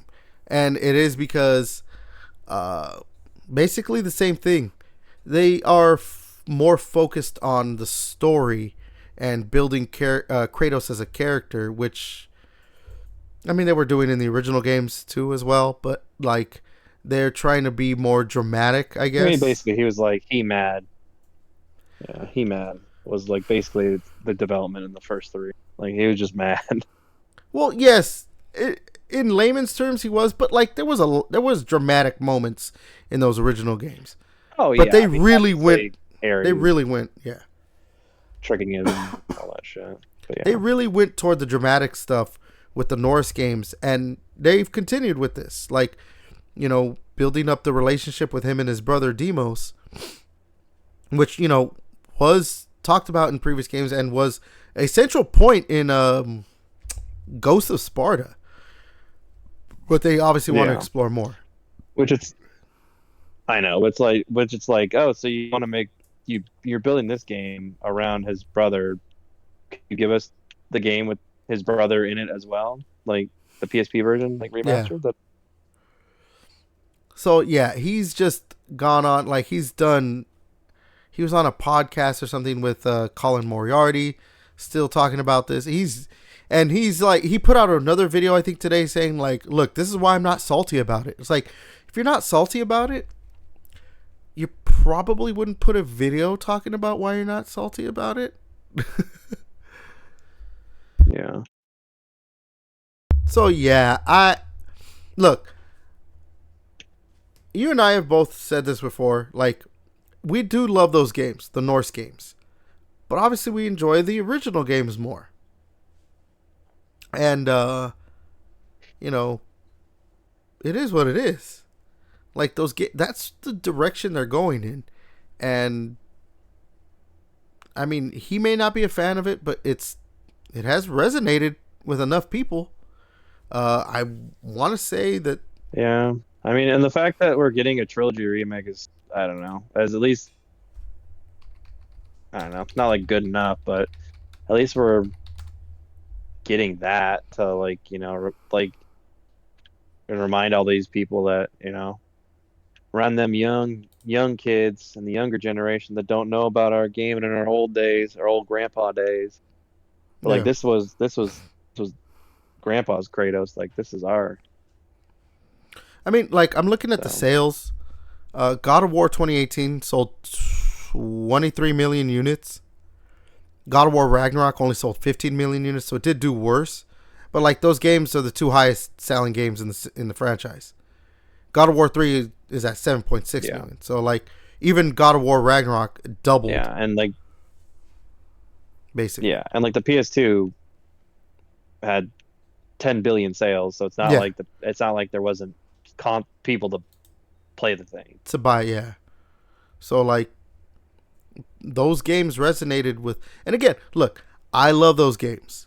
They are very good, but they're not God of War to me. They are a different game with a God of War skin. I understand why they went that way because that's what Sony likes with their games. They want that dramatic, third person action adventure game where you have a person following you around and it's developed, like The Last of Us, you know. They try to make their own version of The Last of Us, but with God of War. And it worked to a certain extent.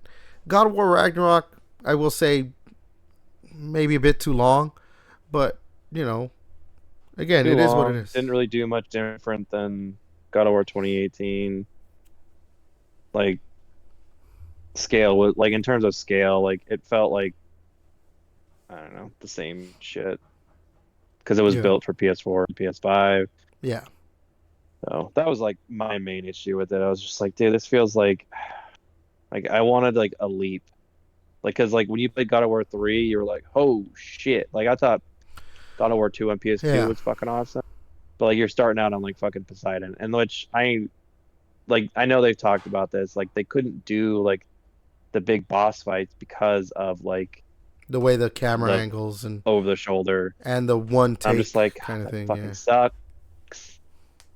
Yeah, I'm like, well, They kind I of don't know. in God of Kind War of 2018 they did have that dragon fight that was pretty epic, but nothing to the scale of what you were yeah, doing and then you in. had that you had the what was it, the world serpent too. So like you they were just I don't know. Like I know you weren't fighting that, but like I don't know, like the scale just Jormungandr. felt somehow like smaller in Yeah. Ragnarok than even like 2018. So Well, I mean, I cause don't like know. even just like when you I, what you're saying, I get, where it's like it just felt the same, from God of War 2018 to Ragnarok, because someone could say like, oh, that was just the way it was too with the original trilogy, but the scope got so much more It wasn't. grander. It's not even just that. Like the Yeah. scope got so, because when in God of War 1, you're fighting, like you start off by fighting the oh my god, I'm forgetting the name of that fucking serpent, Hydra. the Hydra, which is this big epic boss fight and everything. And yes, there's smaller boss fights, but it gets bigger and bigger God, imagine as that you in go. 4K 60 Yeah, I know, frames. right? But it gets bigger and bigger, and eventually you fight Ares. Then in God of War 2, they had to up that. You're fighting the Colossus of Rhodes, which is a big epic boss fight, and all that stuff. In God of War 3, they upped that with the Poseidon fight. But not only that, they were like, hey, we could do more. You fight like Kronos, and yeah, like they were like, Yeah. we're gonna do these huge Yeah, that's the boss one thing fights. too, is like in God of War like 2018, like you fight Balder like multiple times, and that's like the big like, the memorable boss. And then you fight a bunch of like the Valkyries and stuff like that. But like you really don't take down that many like Norse gods throughout the two games. As compared to the Greek trilogy, you kill pretty much fucking every Everyone. Greek god. You can like you kill pretty much all of them. Like even the fucking demigods down to Hercules. Like you're taking down them all. So that's also the thing too. It's like, oh man, like it felt like that's the one thing I was also kind of waiting for is like, when am I gonna take out like all these gods and just like and then when it announced like the Norse like when they were like, oh yeah, like this, like when like oh the North is the Norse. It's not a trilogy. It's just It's just two there's just gonna games. be a sequel and then we're done. And I was just It's kind of like I was disappointing. expecting a fucking Yeah, third. Yeah. So I think that's the thing. yeah. Like So I overall, like yeah. no, and that's the thing. I do kind of agree with David Jaffe in a sense that like this isn't Kratos. This is a different character. Even with those games, like again, I understand what Sony was trying to do, what Sony Santa Monica was trying to do. They want to go in this route of like, dramatic, like sad dad games as people call them. They have a template that works because people buy those games. People buy the Horizons, people buy the Last of Us's, the new God of Wars. I'm not going to blame Sony and their studios for what they're doing, too much because, again, like we talked about, you have to appeal to what the consumer wants, and the consumer clearly showed this is what they want, at least on Sony's side. But at the same time, like, if you took out the God of War ness or whatever you want to call it, and this was just a completely different game, it's a completely different game. It's it is something with just a God of War skin. Like you could make this a different character, and people would be none the wiser. So like, again, I get where Jaffe's coming from, but like, he is the original creator of the games, God of War and everything. I know there's a sense of like, this is my baby, and they're bastardizing it, I guess, maybe. Well, I should have stayed on and kept making more games. Yeah. I don't know. I don't know why he stopped making them, but yeah, should have stayed and kept making them, bro. I think he got pushed out at Sony. Something like that. I think that's what it was.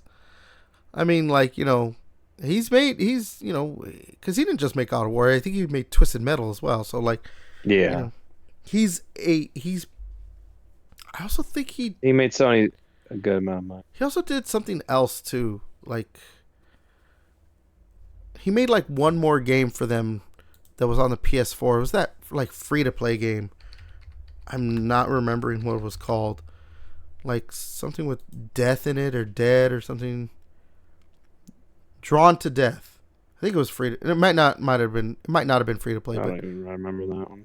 Yeah, he's kind of like, that's what he does is like he likes to make these like weird like edgy games.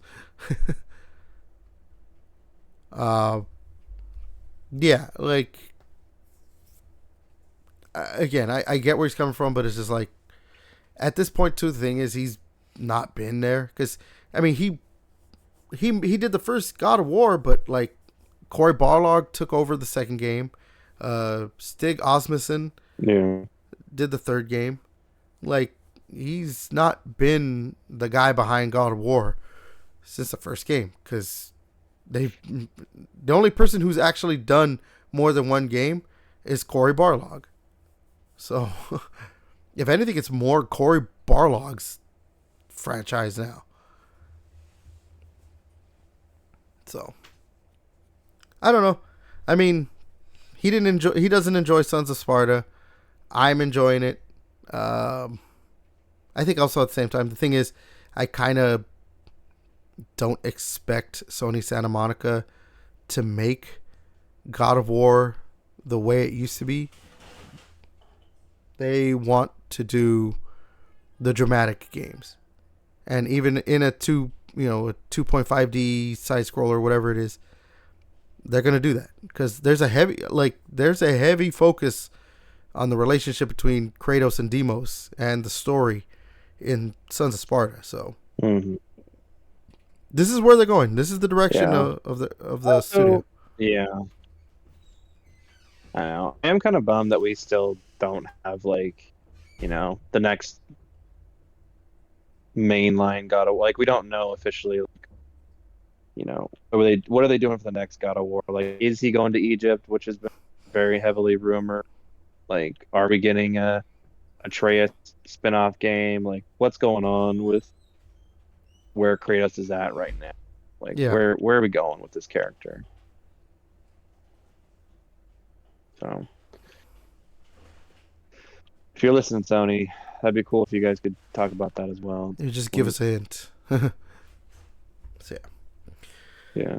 I don't know. You got any other thoughts on that? Nope. I'm good. Okay, I think we can go ahead and end it there then. All right, so that was Gaming Chamber Podcast number 86. As always, you like what we do on this channel, you like my my dumb voice, Devin's dumb voice, JJ's dumb voice, my ugly face, yeah, because I'm on camera. You like the videos we put out, the content, our discussions, all that stuff. Like, comment, subscribe, share. Do the things. I've been your host, Everett. Devin. See ya, skanks. And until next time, we'll catch you later.